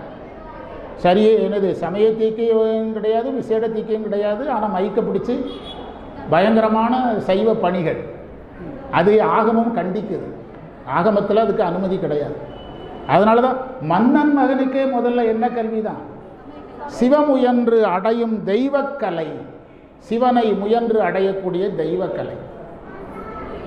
நீங்கள் பெரிய புராணத்தில் உள்ள வரலாறு நமக்கு புரியலைன்னா ராமாயணம் மகாபாரதத்துக்கு போங்க. மன்னர்களுடைய பிள்ளைகள்லாம் யாருக்கிட்ட இருந்தாங்க? முதல்ல குருகுலத்தில் தானே இருந்தாங்க. அங்கே வேத பாடம், அங்கே வேத பாடங்கள் யார் கற்றுக் கொடுத்தா? குரு கற்றுக் கொடுத்தார். அந்த குருவுக்கே எல்லா வித்தைகளும் தெரியும். யானை ஏற்றம், குதிரை ஏற்றம், அதில் சிறந்த குருமார்கள்ட்ட அந்த இதை படித்தாங்க. அரண்மனையில் வேலையே கிடையாது. அரண்மனைக்கு பின்னால், அவருக்கு பின்னாலாம் நிற்க முடியாது, விரட்டி விட்டுருவாங்க. குரு குலத்தில் போய் என்ன செய்யணும்? படிக்கணும். ஒரு மன்னர் வந்து தன்னுடைய மகனை ஒரு குருக்கிட்ட படிக்க விடுறார். ஞானி அவர். இந்த சரியை கிரியையிலெல்லாம் போக மாட்டார், நேரடியாக ஹெலிகாப்டரில் தூக்குற மாதிரி தூக்கிடுவார். அப்படி ஒரு ஞானி. பழனிக்கு யானை பாதையிலையும் போகலாம், வேறு படிப்பாதையிலையும் போகலாம், ரயில் பாதையிலையும் போகலாம். ரயில் பாதைங்கிறது மேற்க இருக்கிறது, தெற்க இருக்கிறது ரோப்லேயும் போகலாம். எது ஈஸி? இருக்கிறதுல ஈஸி ரோப். அதே மாதிரி ஹெலிகாப்டரில் தூக்குற மாதிரி தூக்கிடுவார் அந்த குரு. அதனால் அவசரத்தில் ராஜா எங்கே கொண்டு விட்டார்? ஒரு ஞானிகிட்ட கொண்டு விட்டார். அந்த ஞானி வந்து அவங்க தம்பி நாளை காலையில் பக்கத்தில் ஆற்றுல குளிச்சுட்டு காலையில் 8 மணிக்குள்ளே வந்துடணும், வகுப்பு தொடங்கிடும்ன்ட்டு வந்துட்டான். காலையில் வந்தோடனே காலையில் வகுப்பு தொடங்கிடும், சீக்கிரம் படிச்சுட்டு வீட்டுக்கு போயிடலாங்கிறது யார் நினைப்பு? அவன் ஃப்ரெண்ட்ஸுகளையெல்லாம் விட்டுட்டு வந்திருக்கான், சின்ன பையன். காட்டுக்குள்ளே போய் 6 மாதத்துக்கு இந்த ஏரியாவுக்கு வரக்கூடாது. அங்கே என்னென்ன சத்தமெல்லாம் கேட்குதுன்னு கவனிச்சுட்டு வந்தால் போதும். என்னென்ன கிடைக்குது தின்னுக்க, எங்கே தூங்குறியோ தூங்கிக்க, அங்கே எவ்வளோ ஃப்ரெண்ட்ஸு கேட்டாங்க கிடைச்சானா சேர்ந்துக்க. எத்தனை மாதம் கழித்து வரணும்? 6 மாதம். விரட்டி விட்டார். இது மன்னரே எதிர்பார்த்துருக்க மாட்டார், ஏன்னா எவ்வளோ சொகுசாக இருந்திருப்பான். அப்போ இவன் காட்டுக்குள்ளே போய் ஜாலியாக மன்னர் கூட எதிர் சும்மா கடைசி நாள் சும்மா ஏதோ 2 சத்தத்தை கவனிச்சுட்டு யானை சத்தம் போடுது, குதிரை சத்தம் போடுது, எருமை சத்தம் போடுது அப்படின்ட்டு வந்துட்டான். பரவாயில்ல, அதனால் ஒன்றும் இல்லை, போயிட்டு வேற என்னதெல்லாம் கேட்கலன்னு 6 மாதம் கழிச்சு வா அப்படின்னாரு. அவனுக்கு இது கொஞ்சம் கஷ்டமாக இருந்தது. ஏன்னா உணவெல்லாம் அவன் ரொம்ப சொகுசாக சாப்பிட்டவன், படுக்கை சொகுசு, உடையிடுற சொகுசு, அங்கே என்னென்ன கிடைக்குதோ மரப்பட்டைகள் அதை தான் ஆடை அணியணும், தூங்க ஆபத்தான இடத்துல தூங்கணும், ஹெல்ப்புக்கு யாரும் கிடையாது. திரும்ப நினச்சான்னா இது பெருசுக்கிட்ட தப்பிக்கிறது கஷ்டம் போல், பெருசு கொஞ்சம் பயங்கரமாக இருக்குது. அதனால் கொஞ்சம் டீப்பாக கவனிச்சுட்டு இந்த யானை குதிரை அருவி சத்தம் இடி முழக்கத்தெல்லாம் விட்டுட்டு இன்னும் கொஞ்சம் குறைவாக சொன்னான். மயில் கத்துது, குயில் கத்துது, குருவி கத்துதுன்னா பரவாயில்ல, அதனால் ஒன்றும் இல்லை, போயிட்டு 6 மாதம் கழிச்சு வாங்க. இவன் எதிர்பார்க்கவே இல்லை இப்படி பண்ணுவாருன்னு. அது பிறகு இவன் போய் என்ன செய்தான்னா தவத்தில் உட்காந்துட்டான். இது ஆகாது, நம்மளை எங்கேருந்து விட மாட்டார். இப்படியே எத்தனை நாளைக்கு காட்டுக்குள்ளே கரப்பாம்பூச்சி கடித்து அட்டையெல்லாம் கிடைக்கும் காட்டுக்குள்ளே, அட்டைக்கடியெல்லாம் எத்தனை நாளைக்கு மாட்டுறதுன்ட்டு உட்காந்தான். 6 மாதம் கழித்து வந்தான். என்ன கேட்குது அப்படின்னாரு. குருவே, இந்த மாதிரி காட்டுக்குள்ளே உட்காந்து நான் தவம் செஞ்சேனுங்க. சரி, ஓகே, என்ன சத்தம் கேட்குது அப்படின்னாரு. மலர்கள் மலர்ற சத்தம் கேட்குது அப்படின்னா. ரோஜானா இப்படி விரியும் போது ஒரு சவுண்டு கேட்குதுன்னா அப்படின்னா. மல்லிகை விரிகிற சத்தம் கேட்குது அப்படின்னா. அதாவது மைக்ரோ இதுக்கு போயிட்டான். மைக்ரோ சவுண்டையும் கண்டுபிடிக்கிற மேக்ரோ சவுண்ட்லேருந்து எங்கே போயிட்டான்? மைக்ரோ சவுண்டுக்கு போயிட்டான். இதைத்தான் யார் எதிர்பார்த்தா? ஞானி எதிர்பார்த்தார். அவங்க அப்பா எதிர்பார்க்கல. 18 மாதம் முடிஞ்சு போச்சு, ஒன்றும் சொல்லி கொடுக்கல. அதற்கு பிறகு வேற என்ன சத்தம் கேட்குதுன்னாரு. காலையில் அந்த பக்கமாக நடந்து போயிட்டு இருந்தேன் புல்வெளியில். அப்போ சூரியன் உதயமாச்சுது. அந்த புல் நுனிலெல்லாம் பனித்துளிகள் இருந்தது, அதெல்லாம் ஆவியாச்சுது. அந்த ஆவியாகிறதுலேருந்து ஒரு சவுண்டு வருதுன்னா, பனித்துளி ஆவியாகிறதுல ஒரு சத்தம் வருதுன்னா, வீட்டுக்கு கிளம்புன்ட்டார். யார்? உங்கள் அப்பா வர சொல்கிறேன், வீட்டுக்கு கிளம்பிடு அப்படின்ட்டார்.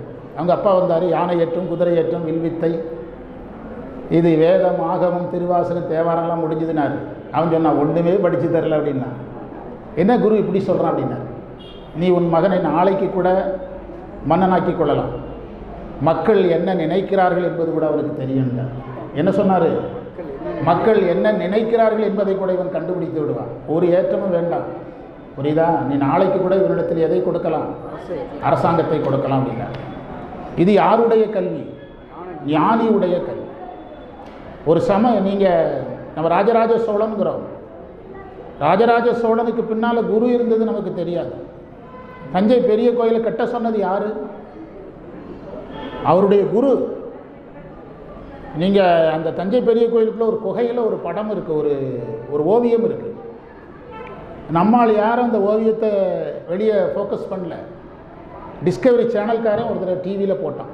அவன் இந்த கல்லை எப்படி உருட்டி மேலே கொண்டு போனாங்க அதையெல்லாம் பாட்டாக போட்டான். அப்போது அந்த குகைக்குள்ளே ராஜராஜ சோழன் நிற்கிறாரு, அவருடைய குரு நிற்கிறாரு. இவருடைய பவ்யம், அந்த குருவினுடைய கம்பீரம்.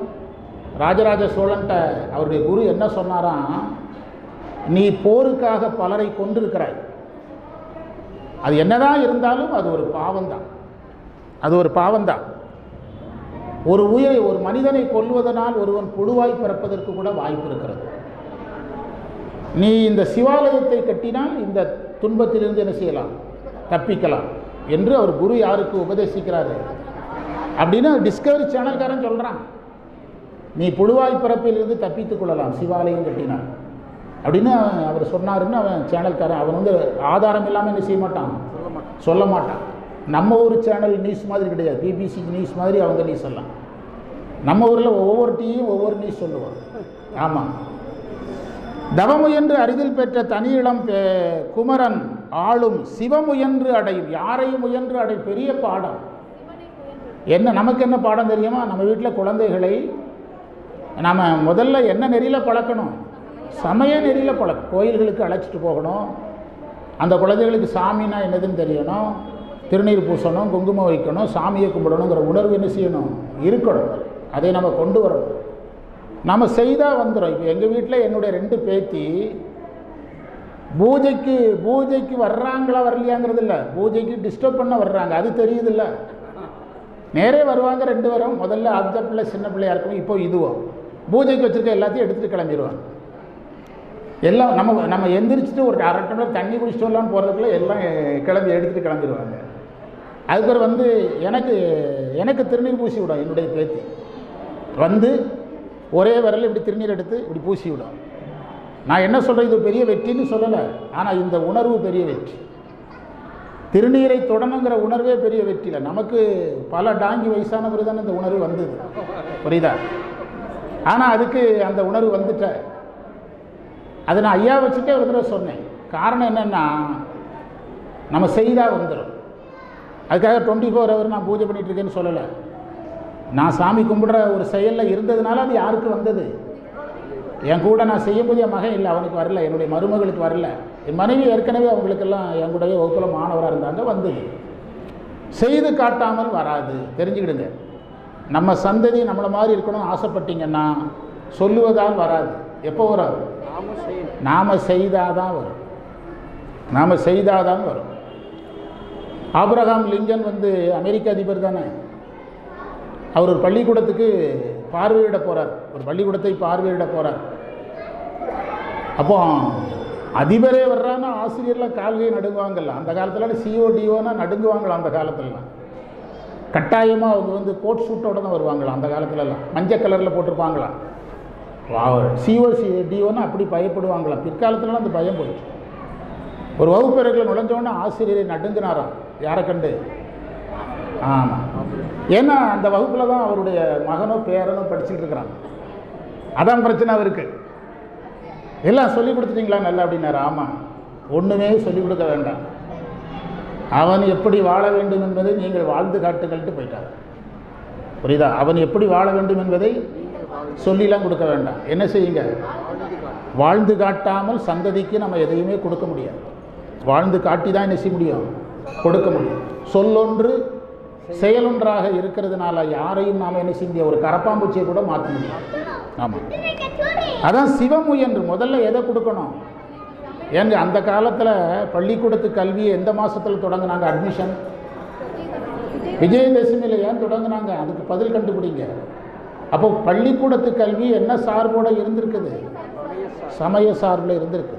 அந்த காலத்தில் சமயக்கல்வியை தான் பள்ளி கல்வியாக தொடங்கியிருக்காங்க அந்த காலத்தில். அதனால தான் விஜயதசமி அன்னைக்கு அட்மிஷன்.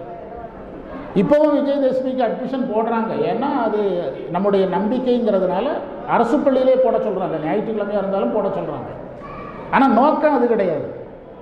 விஜயதசமிக்கு அட்மிஷன் போட்டதுனால உங்களுக்கு சாமி தருவாங்கன்னு நினைக்க முடியாது, சொல்ல முடியாது. சிவமுயன்று அடையும் தெய்வ கலைபல திருந்த ஓதி. திருந்தனா செம்மையாக ஓதி.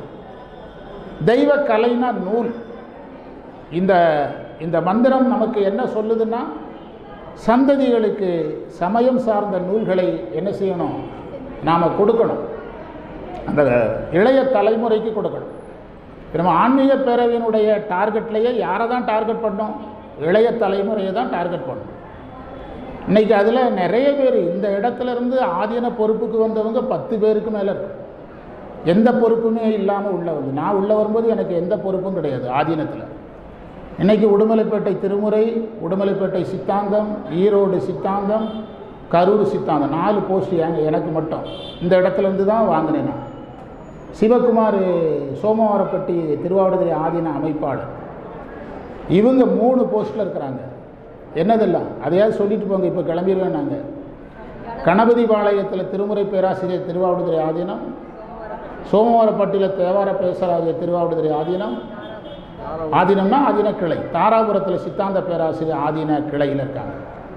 எல்லாத்துக்கு மேலே இவர் செல்வராய் சார் பொள்ளாச்சியில் திருமுறை சித்தாந்த பேராசிரியர். இங்கே மட்டுமே எத்தனை போஸ்ட்டு? 4, 5, 5, 3, 8, 9, 10 போஸ்ட்டு இங்கே மட்டும் இருக்கிறோம். இன்னும் கணக்கு போட்டால் 14 போஸ்ட்டுக்கு மேலே வரும். நம்முடைய மங்கையர்கரசி எடுத்திங்கன்னா 2 போஸ்ட்டு. நம்ம லிங்க்குள்ளே இருக்கிறவங்க இருந்து வெளியே போன கணக்கை நம்ம சொல்லக்கூடாதுல்ல, புரியுதா? இருக்கிறவங்களே 12, 14 கணக்கு வரும். இதில் வேறு ரங்கநாதன் சேரை சேர்க்கணும், ராணி டாக்டர் சேர்க்கணும். சேர்த்திங்கன்னா 14க்கு மேலே போஸ்ட் வந்து. மாரியம்மன் கோயிலில் நம்ம டீம் இந்த வேலையை தொடங்கும்போது ஒரு போஸ்ட் கூட கையில் கிடையாது, மறந்துடாது. அது என்னாச்சுதுன்னா தலைமுறைகள் வந்தது. இப்போ அடுத்த தலைமுறைகள் வந்தது. இப்போ நம்ம விசாலீஸ்வரி சேர்க்காம விட்டுட்டோம். ஆமாம், கணபதிபாளையத்தில் தேவார ஓதுவார், திருவாவடுதுறை ஆதீன போஸ்டிங். பிறகு இந்த உதித்காசன் மாதிரி அடுத்த தலைமுறை வந்து தயாராகுது, பாடுறதுக்கு தயாராகுது. இப்போது வேள்விக்கு பாடுறது மந்திரங்களையெல்லாம் இவன் பாடுறான், தனியாக பாடுறான், பாடுறதுக்கு வருது. எதுக்கு சொல்கிறேன்னா, அடுத்த தலைமுறைக்கு பொருளை கொடுக்குறோமோ இல்லையோ, எதை கொடுக்கணும்? அருளை கொடுக்கணும். தெய்வ கலைபல திருந்த ஓதினார், சமயத்தை கொடுக்கணும். நான் எங்கள் சொந்த சித்தப்பாக்கிட்ட தான் தமிழ் படித்தேன். எனக்கு 2 தமிழ் வாத்தியார், 2 பேரும் சொந்த சித்தப்பா. அப்பா கூட பிறந்தவங்க எல்லாம் பங்காளி. ஒருத்தர் பேர் குசலவ பாண்டியன், இன்னொருத்தர் பேர் பிரம்மநாயகம். அதில் இந்த பிரம்மநாயகம்ங்கிறவர் வகுப்புக்கு வருவார். எனக்கு 9ஆம் வகுப்புக்கு அவர் தான் வாத்தியார், 10ஆம் வகுப்புக்கு அவர் வாத்தியார், 11, 12க்கு குசலவ பாண்டியன் வாத்தியார். வகுப்புக்கு வருவார் முதல் நாள். நம்மளுக்கெல்லாம் ஞாபகம் இருக்கும், நீங்கள் உன் பேர் சொல்லி நீ என்ன ஆக போகிறான்னு கேட்பாங்கல்ல. அது அன்றைக்கி சொன்னதோட சரி. என் பேரை சொல்லி நான் வந்து டாக்டர் ஆகணும், கலெக்டர் ஆகணும், நான் இன்ஜினியர் ஆகணும், ஐபிஎஸ் ஆகணும் அப்படிலாம் சொல்லுவோம்ல. அன்றைக்கி சொன்னதோடு சரி, அதுக்கான எந்த முயற்சியும் எடுக்கலை. இப்போ நீங்கள் ஸ்டேட் ஃபஸ்ட் வர்ற பிள்ளையை பேட்டி எடுப்பாங்க, நான் வந்து டாக்டராகி சமூக சேவை செய்யணும். இப்போ போய் அட்ரஸ் பிடிச்சி கண்டுபிடிச்சி பார்த்தீங்கன்னா ஒரு சேவையும் செய்யாது. யார் சேவை செய்கிறா? சமூக சேவை யார் செய்கிறா? எல்லாம் அன்னைக்கு சொல்கிறதோட சரி. எல்லாத்தையும் பொறுமையாக கேட்டுகிட்டே இருப்பார். வருஷந்தோறும் நான் அவர்கிட்ட 2 வருஷம் படித்ததுனால சொல்கிறேன். கடைசியில் எல்லாம் முடிஞ்சோடனே நம்ம பாடத்துக்கு போகலாமா அப்படிம்பாரு. பாடத்துக்கு போகலாமா? முதல்ல மனுஷனாகு, அது பிறகு டாக்டர் ஆகிறது, இன்ஜினியர் ஆகிறது, கலெக்டர் ஆகிறது, ஐபிஎஸ் ஆகிறதெல்லாம் அது பிறகு பார்க்கலாம். 1 வருஷம் எதுக்கு படிக்க போகிறோம்? மார்க் எடுக்கிறதுக்குன்னு சொல்ல மாட்டார். எதுக்கு? மனுஷனாக படிக்க போகிறோம் அப்படிம்பார். எல்லா வகுப்புலையும் இப்படியே தான் சொல்லுவார். இதே தான் நம்ம விவேகானந்தர் சொன்னார், மேன் மேக்கிங் எஜுகேஷன், மனிதனை மனிதனாக்கும் கல்வி.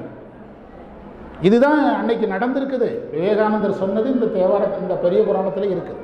மேன் மேக்கிங் எஜுகேஷன், மனிதனை மனிதனாக்கும் கல்வி. மனிதனை மனுஷனாக்கணும்னா சார் மைக்காக்குறதுன்னா என்ன சார் அர்த்தம்? மைக்க ஏற்கனவே மைக்காக தான் இருக்கு. அப்போ மனுஷன் ஏற்கனவே யாராக இல்லை. அதான் அப்போ யாராக இருக்கிறான்? மிருகமாக இருக்கிறான். வைரமுத்து சொல்கிறாரு, கடவுள் பாதி மனிதன் பாதிங்கிறார்.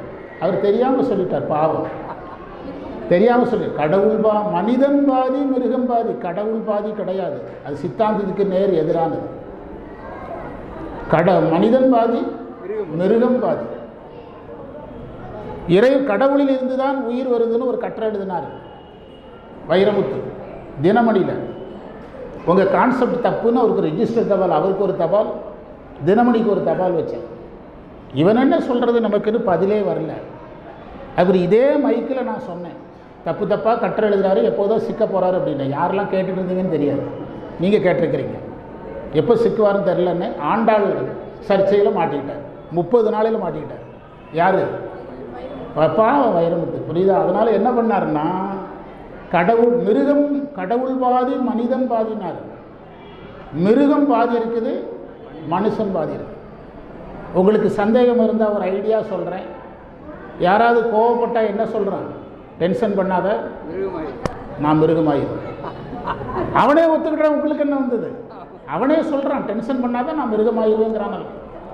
அதை விவேக் செய்து வேற காட்டினார். எனக்குள்ளே இருக்கிற மிருகத்தை எழுப்பிடாதுன்னு பூனையை வேற கொண்டு வந்து காட்டினார். ஆமாம், கமலஹாசன் ஒரு படத்தில் கிளைமாக்ஸில் வச்சார். ரொம்ப நல்லவனாக இருப்பார், அவரை கெட்டவன் ஆக்கி கடைசியில் என்னை மிருகமாக்கிட்டேன் அப்படிம்பார்.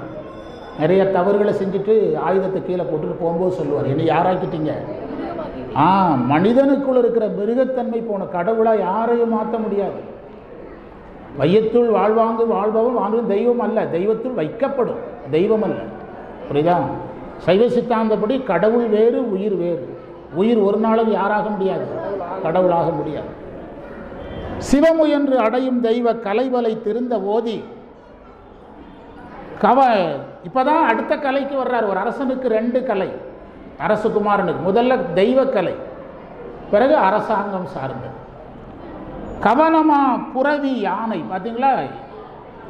குதிரை குதிரை செலுத்துறது எப்படி, யானை செலுத்துவது எப்படி, தேர்ப்படையை செலுத்துவது எப்படிங்கிறத அதுக்கு பிறகு படிக்கிறான். முதல்ல என்ன கல்வி? சமய கல்வி. அதுக்கு பிறகு தான் இந்த கல்வி கொடுக்குறாங்க. கவனமாம் புரவி, அதாவது அவனுடைய குலத்துக்கு ஏற்றபடி, அரச குலத்தில் பிறந்திருக்கிறதுனால அந்த கல்வி, இல்லைன்னா அது வேண்டியதில்லை. இப்போது கட்டை விரலில் வாங்குறாருல, யாருக்கிட்ட? ஏகலைவன்ட்ட. ஏன் வாங்கினார்? அரச குடும்பத்துக்கு எதிராக. ஏகலைவன்ட்ட ஏன் வாங்கினார்? அர்ஜுனனை காட்டிலும் பிறந்த வீரனா வந்துடக்கூடாது. வேற சொல்லுங்க. தாழ்த்தப்பட்ட குலத்தில் வந்தார். வேற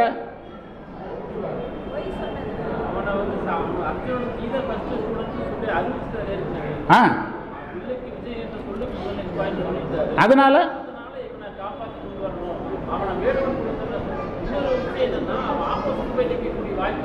அதிகமாக இருக்கு. ரொம்ப யோசிச்சுட்டார் செல்லத்தர். நம்ம ரொம்ப அட்வான்ஸாக யோசிச்சுட்டார்.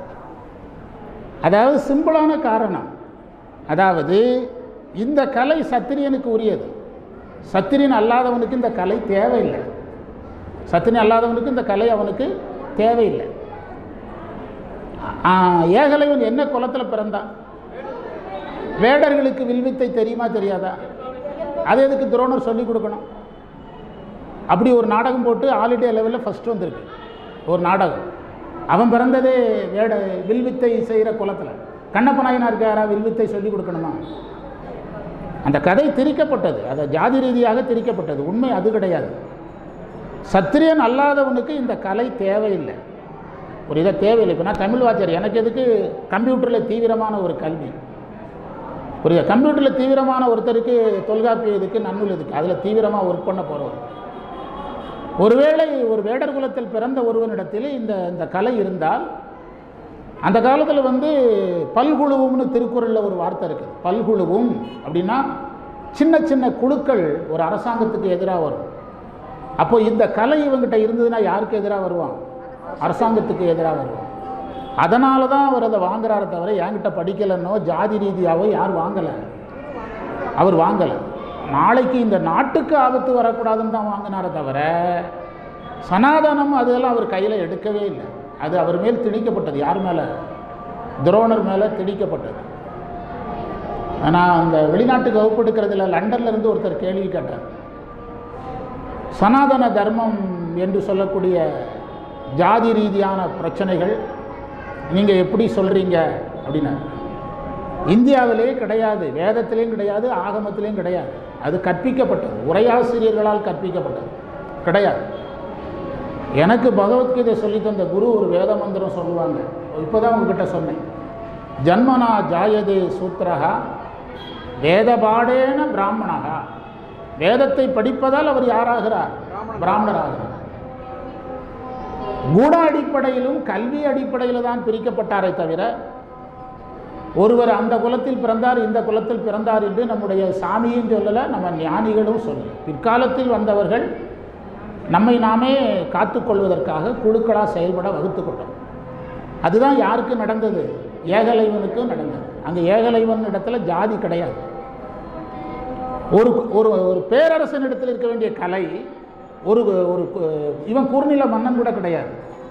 ஒரு குழுவில் இருக்கிற தலைவனுக்கு என்ன செய்யக்கூடாது? இருக்கக்கூடாது. அது எதுக்கு ஆபத்து? நாட்டுக்கு ஆபத்து. இப்போ போலீஸ்கார் வீட்டில் AK-47 இருக்கலாங்க, எங்கள் வீட்டில் இருக்கக்கூடாதுல்ல? எங்கள் வீட்டில் இருக்கக்கூடாதுல்ல? இப்போ தேர்தல் நடக்க போகுதுன்னு துப்பாக்கியெல்லாம் அரசாங்கத்திட்ட ஒப்படைங்கன்னு சொன்னாங்க. ஆனால் போலீஸ் துப்பாக்கியை வச்சுட்டு தான் இருந்தார். யார்கிட்ட இருக்கணுமோ அவர்கிட்ட என்ன செய்யலாம்? இருக்கலாம். புறவி யானை தேர்ப்படை தொழில்கள் கற்று பல முயன்றதுவும் பேரே என, இப்படி பல முயற்சிகள் செய்ததும் பெரும் பேறு என வரும் பண்பின் மிக்கான். மூணாவது ஒரு வார்த்தையை போட்டார். சமயம் படித்தான், அரச கலை படித்தான், பண்பையும் கற்றிருப்பான். இங்கே தான் சேக்கிழார் ஒரே வாரம். எது ரொம்ப முக்கியம்? பண்பு முக்கியம். சாமி கும்பிட்றவங்களா இருக்கலாம், எனது பதவியில் இருக்கலாம், எதை விடக்கூடாது? பண்பை விடக்கூடாது. இன்றைக்கு ஒரு செய்தி போட்டாங்க டிவியில், இன்ஸ்டாகிராமில் வந்திருக்குது அப்படின்னு போட்டாங்க. என்ன போட்டாங்கன்னா, அதாவது மேற்கு வங்கத்தில் தேர்தல் நடந்துகிட்டு இருக்குது. ஒரு அங்கே ஒரு சொற்பொழிவு நடக்குது. ஒரு மத்திய அமைச்சர் வந்து மக்களை சந்திக்க வரணும். சாலை வளம்னா என்னது? Road show. சாலை வளம் வரணும் ஒரு மத்திய அமைச்சர். பயங்கர வெயில் வர லேட் ஆயிடுச்சு. மத்திய அமைச்சர் செல்ஃபோன் நம்பருக்கு ஒரு மெசேஜ் போடுறார், பயங்கர வெயிலில் நிற்கிறோம், சீக்கிரம் வரவும். அவர் காலதாமதத்துக்கு மன்னித்துக் கொள்ளவும் 10 நிமிடத்தில் வருகிறேன்னு இன்ஸ்டாகிராமில் பதிவு பண்ணுறார். டிவியில் அதை காட்டுறான். அந்த அமைச்சரை வந்து பாராட்டி காட்டுறான். அது அவர் பதவியை கடந்த பண்பு. ஒரு தொண்டனுக்காக எதில் பதில் வருது? இன்ஸ்டாகிராமில் பதில். ஒரு தொண்டனுக்காக. இதுதான் பண்பு. பதவி வேறு, ஞானம் வேறு, பண்பு வேறு. பதவி ஞானத்தை கடந்து என்ன இருக்கணும்? பண்பு இருக்கணும். பண்புடையார் பட்டின்றுலகம். அவ்வளோதான். அதுக்கு மேலே திருக்குறள் வரமாட்டுக்கா? அகர முதலையோட சரி, அகர முதல சரியா? பண்புடையார் பட்டுண்டலகம் அதுவின்றேன். என்ன அர்த்தம்? பண்புடையவங்க இருக்கிறதுனால தான் இந்த உலகம் என்ன இருக்குது. அப்படி இல்லைன்னா எப்போவோ இந்த உலகம் பூமிக்குள்ளே போயிருக்கோங்கிறாரு வள்ளுவர். நல்லவங்க கொஞ்சம் பேர் இருக்கிறதுனால தான் நல்லார் ஒருவர் உளரேல் அவர் பொருட்டு எல்லாருக்கும் பெய்யும். மழை நமக்காக பெய்யுதுன்னு நினச்சிடாதீங்க. யாரோ ஒரு நல்லவர் என்ன செய்கிறாரு? இருக்கிறார். அவருக்காக மழை பெய்யுது, நமக்காக பெய்யறது. அதாவது குமரலிங்க ஏரியாவில் வந்து வானிலை எப்போ எப்படி இருக்கும்னா, நாங்கள் ஸ்கூலுக்கு போகிற நேரத்தில் மழை நின்றோம். ஸ்கூலை விட்டுக்கு வெளியே கிளம்பி மழை வந்துடும். பசங்க சொல்லுவாங்க, சார் என்ன சார் இது என்னன்னே புரியல சார், நீங்கள் வரும்போது நின்றது போகும்போதும் நின்றது அப்படின்னா நீங்கள் நல்லவங்க இல்லையா? எப்படி புரிஞ்சிடுறதுன்னு பசங்க கேட்பானுங்க. நீங்கள் ஸ்கூலுக்கு வரவும் மழை நின்றுது, நீங்கள் கிளம்பி பஸ் ஏறினீங்கன்னா மழை வந்துடுது. அப்போ விஷயம் என்னது? நீங்கள் இருக்கும்போது மழை பெய்யுறது இல்லையே. பசங்க இப்படி கேட்பானுங்க. அப்போது அந்த நல்லார் ஒருவர் உளரேல் அவர் பொருட்டு எல்லாருக்கும் பெய்யும் மழை. அதனால் பண்பை கற்றார். திங்கள்வன் கவிகை மன்னன் திருவளர் கோயில் நின்று, திங்கள் போன்ற சந்திரன் போன்ற வெண்குடையை கவித்திருக்கின்ற மன்னன் அவனுடைய திருவளர் கோயில்னா அரண்மனை, கோயில் நின்று, மங்குல்னா மேகம். அதுக்கு முந்தின மந்திரம் என்னது? அளவில் முதல் கலைகள் முற்றினா நிரம்பி. முழுசாக படித்து முடிச்சுட்டான், டிஸ்கண்டினியூ இல்லாமல் படித்து முடிச்சுட்டான். அரும்பெறல் தந்தை மிக்க பெறுவதற்கரிய அப்பா உளமைகள். அப்பாவுக்கு பயங்கர சந்தோஷம். சாமியை கேட்டாலும் சொல்கிறான், யானையை ஓட்ட சொன்னால் ஓட்டுறான், குதிரையை ஓட்ட சொன்னால் ஓட்டுறான், தேரை ஓட்ட சொன்னால் ஓட்டுறான். நல்லவனாக, அநியாயத்துக்கு நல்லவனாக இருக்கிறது ரொம்ப முக்கியம். புரியுதா? எது இந்த ராமாயணத்தில் ஒரு பாட்டு இருக்குது, ரொம்ப முக்கியமான பாட்டு. அதில் ஒரு வரி நீங்கள் சொல்லிட்டீங்கன்னா இவன் செல்ஃபோனை உங்களுக்கு தர்றேன். ஏன்னா அவன் செல்ஃபோனில் தான் எடுப்பான், அதனால் சொல்கிறேன். அதாவது அந்த எது வினை அந்த மந்திரத்தை எடு. ராமர் பொதுமக்களை பார்த்தா கேட்குற கேள்வி எது வினை, அதை எடுத்தான அந்த மந்திரத்தை சொல்கிறேன், எடுத்துட்டான சொல்கிறேன். அளவில் முள் கலை முற்றி அரும்பரல் தந்தை மிக்க உளமகிழ் காதல் கூற. அப்பாவுக்கு அவன் மேலே ஆசையும் அன்பும் அதிகமாயிடுச்சு. பிள்ளை வந்து நல்லா வந்துட்டான். ஓங்கி கூறன்னா மிகுந்துன்னு அர்த்தம்.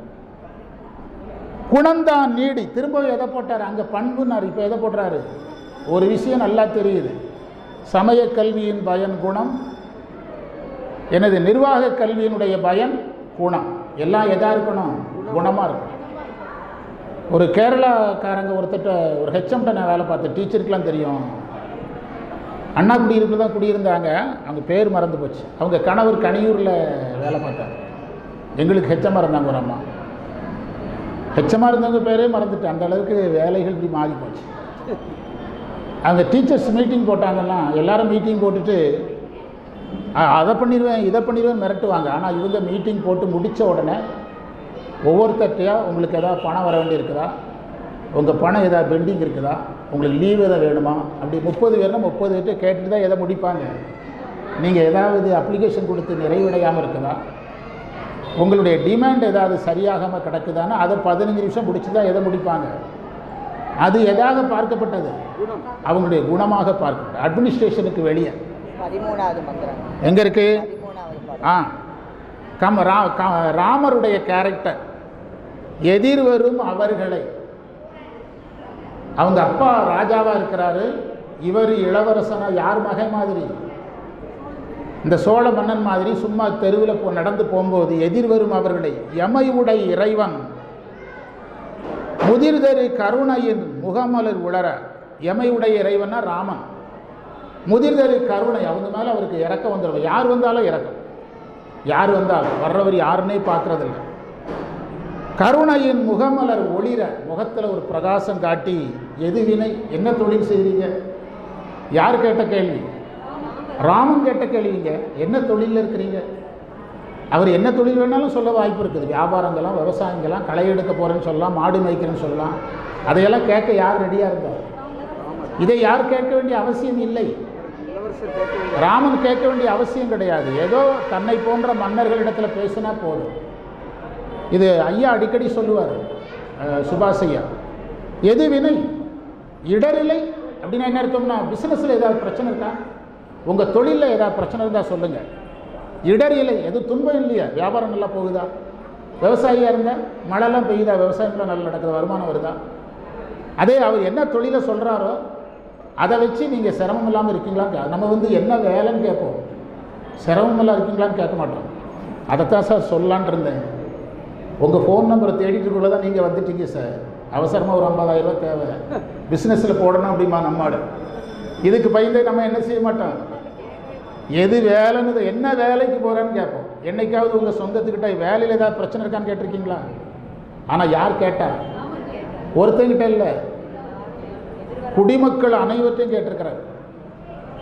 இடரிலை இனிதினும் மனையும். உங்கள் வீட்டில் எல்லாரும் நல்லா இருக்காங்களா? உங்கள் வீட்டில் அம்மா நல்லா இருக்காங்களா? அப்பா நல்லா இருக்காங்களா? வீட்டில் எல்லாரும் சொந்தக்காரங்களும் நல்லா இருக்காங்களா? அடுத்த கேள்வி, 3வது கேள்வி. இடரிலை அவங்களும் என்னது வலியர்கொள் எதுவினை இடரிலை இனிதினும் மனையும். இதில் அந்த உரைநடை மாதிரி எழுதுறானா ஒன்றும் புரிய மாட்டேன். டென்ஷனில் செல்ஃபோனை வீசுறது எனக்கு தெரியாதுடா, புரியுதா? எது வினை இடரிலை இனிதினும் மனையும் மதிதரு குமரரும் வலியர்கள். பசங்க இருக்காங்களா வீட்டில்? நல்லா ஸ்ட்ராங்காக இருக்காங்களா? மதிதரு குமரரும் வலியர்கள். பசங்க இருக்காங்களா? பசங்க வலியர்கள்லாம் என்ன அர்த்தம்? பையனுக்குரிய இலக்கணத்தோடு இருக்கானா? நல்லா படிக்கானா? நல்லா சாமி கும்பிட்றானா? அரசருக்குரிய இலக்கணங்கள் இருக்குதா? குடிமக்களுக்குரிய இலக்கணம் இருக்குதா? இதை கேட்டாராம். எனவே அப்படின்னு கேட்டாராம். 130வது நம்பர் கொடுத்துருக்காங்க. அது என்ன நம்பர் வரிசையில் வருதுன்னு தெரியலை. சுபாஷ் ஐயா அடிக்கடி சொல்லுவார். இந்த மந்திரம் எப்படி தொடங்குது? எதிர்வரும் அவர்களை எமையுடை இறைவன் முதிர்தரு கருணையின் முகமலர் ஒளிரா. எது வினை ஃபஸ்ட்டு கேள்வி, இடர் இலை 2வது கேள்வி, இனிதினும் மனையும் 3வது கேள்வி, மதிதரு குமரரும் வலியர்கள் 4வது கேள்வி. ஒரு மனிதனிடத்தில் நாம் கேட்க வேண்டிய முக்கியமான 4 கேள்விகளை யார் கேட்டால்? நம்ம சொந்தக்காரங்கிட்ட மட்டும் கேட்குறோம். ஃபோனில் கூட நல்லா இருக்கீங்களான்னு தான் கேட்குறோம், அப்படி தானே? ஆனால் அவர் எவ்வளவு கேள்வியே, எவ்வளவு பண்பு இருந்தால் அவரால் இது முடிஞ்சிடும். நம்ம சோழ மன்னன் மகனுடைய பண்புக்கு போக முடியல, இனிதான் வரப்போகுது. ஆனால் ராமன்லேருந்து போகிறது ஈஸியாக இருக்குது. எங்கேருந்து போகிறது? ராமன்லேருந்து போகிறது ஈஸியாக இருக்குது. ராமர் ஒரு ஆற்றில் குளிக்க போனாராம். கையில் ஒரு அம்பு இருந்துச்சான். அதை நங்குன்னு ஆற்றங்கரையில் குத்துனாராம். அது உள்ள மணலுக்குள்ளே தவளை இருக்குமில்ல, தேரை தவளையெல்லாம் இருக்குது, அது மேலே நங்குன்னு குத்திட்டு தான். அதை சொல்லுவாங்க அந்த ராமாயணக்காரங்க. யாரோ இப்படி குத்துனா ராமான்னு சொல்லுவோம், ராமனே குத்துனா என்ன சொல்கிறதுன்னு சொல்லிச்சுதான். எது? அந்த தவளை சொல்லிச்சு. இன்னொரு செய்தி சொல்லுவாங்க, ராமன்கிட்ட கேட்டாங்களாம், விபீஷணன் வந்தான், இலங்கையை யார்கிட்ட கொடுத்துட்டீங்க? விபீஷணன்கிட்ட கொடுத்துட்டீங்க. எதை? இலங்கையை கொடுத்துட்டீங்க. ராவணன் திருந்தி வந்தால் என்ன பண்ணுவீங்கன்னு கேட்டாங்க. ராவணன் திருந்தி வந்தால் என்ன பண்ணுவீங்கன்னு கேட்டாங்க. என்னுடைய நாட்டை கொடுத்துட்டு போகிறேன். 14 வருஷம் காட்டில் இருந்தவன் 15 வருஷம் இருக்க மாட்டானா? எதை கொடுத்துட்டு போகிறேன்? என்ன, எங்கள் அப்பா எனக்கு தர்ற நாட்டை ராவணனுக்கு கொடுத்துட்டு திரும்பவும் காட்டுக்கு போகிறேன் அப்படின்னு சொன்னாரா? அதாவது இது வருதில்ல, இன்று போய் போர்க்கு. அந்த பாட்டு என்னது? அந்த பாட்டு முழுவதும் அதோடு முடிக்க போகிறோம். போர்க்கு நாளை வா என்று இயம்பினன் கோசலை நாடுடை வள்ளல். அந்த கம்பராமாயண பாடல். அந்த பாடல் தொடக்கம் ஒருத்தர் சொல்ல மாட்டேங்கிறாங்க. ராவணன் எல்லா ஆயுதங்களையும் கீழே போட்டுட்டான். நிராயுத பாணியோடு சண்டையிடக்கூடாது, இட்டாலும் ஒன்றும் பண்ண முடியாது. அதர்மத்துக்கு இப்போ அதர்மப்படி இஸ்ரேலில் போர் நடக்காமல் இருக்குதா, லெபனானில் நடக்காமல் இருக்குதா, ஈரானில் நடக்காமல் இருக்குதா, எங்கே நடக்காமல் இருக்குது? அதர்மம் செஞ்சால் ஒன்றும் பண்ண முடியாது. ஆனால் ராமன் என்ன சொன்னார்? இன்று போய் போர்க்கு நாளை வா. இன்று போய் நாளை வாங்கிறான் எல்லாரும். ராமன் அப்படி சொல்லலை. இன்று போய் போர்க்கு நாளை வாங்க. இன்று போய் நாளை வான்னா இன்னைக்கு செத்தா நல்லா இருக்காது, நாளைக்கு வந்து செத்துக்கன்னு அர்த்தம். இன்று போய் போருக்கு நாளை வான்னா சண்டை போடுறதுக்கு நாளைக்கு வான்னு தான் சொன்னார் தவிர தோற்கிறதுக்கு நாளைக்கு வான் யார் சொல்லலை? ராமன். அதனால கோசலை நாடுடை வள்ளல் என்று கம்பர் எழுதினார். சரியா? அது கடைசியில் வரும். ஒரு பாட்டு சொல்கிறாரு செல்லத்துறை, நல்ல பாட்டு தான். முக்கோடி வாழ்நாளும் உயர்வுடைய பெருந்தவமும் முதல்வன் முன்னாள் எக்கோடி ஆனாலும் இலப்படா என கொடுத்த வரமும் ஏனை திக்கோடும் திசையனைத்தும் செருக்கடந்த புயவலியும் தின்று மார்பில் புக்கு ஓடி புறம்போயிற்று ராகவந்தன் புனிதவாடி. அது ராமாயணம் முடிகிற இடம், வாதி வரணும். இது எந்த இடம்னா அதில் இருக்குதா அந்த வரி? அதே தான். வாழைதாவூர் கோசலல் ஆளையா உனக்கு அமைந்தன மாருதம் மறைந்த பூளையாயின கண்டனை இன்று போய் போர்க்கு நாளை வா என நல்கினன் நாகிழம் கமுகின் வாழை தாவூர் கோசலை நாடுடை வள்ளல். கம்பராமாயணம். பெரிய புராணம் ஒரு காப்பியம்ங்கிறதுனால, பெரிய புராணம் முன்னோடி காப்பியம் இது ராமாயணம்ங்கிறதுனால, இங்கே இந்த மன்னனை நிறுவுறதுக்கு இதில் வேறு இளவரசர்கள் கிடையாது நம்மகிட்ட பெரிய புராணத்தில். அதனால் யாரை வச்சு பேசியிருக்கிறோம்? ராமனை வைத்து நம்ம பேசியிருக்கிறோம். தொடர்ந்து பார்க்கலாம். நேரம் கருதி நாம் நிறைவு செய்வோம். சரியா? டீச்சர் நிறைவு பண்ணிடலாமா? வான்முகில் வளாது பெய்க மலிவளம் சுரக்க மன்னன் போன்முறை அரசு செய்க குறைவிலாத உயிர்கள் வாழ்க நான்மறை அறங்களோங்க நற்றவம் வேள்வி மல்க மேன்மைகள் சைவ நீதி விளங்குக உலகமெல்லாம். மாரியம்மன் திருவடிகளை போற்றி ஆன்மீக பேர். டீச்சர் கருத்து சொன்னவரை நிறைவு பண்ணுவோம். டீச்சர் கருத்து சொன்னவரை நம்ம நிறைவு பண்ணுவோம்.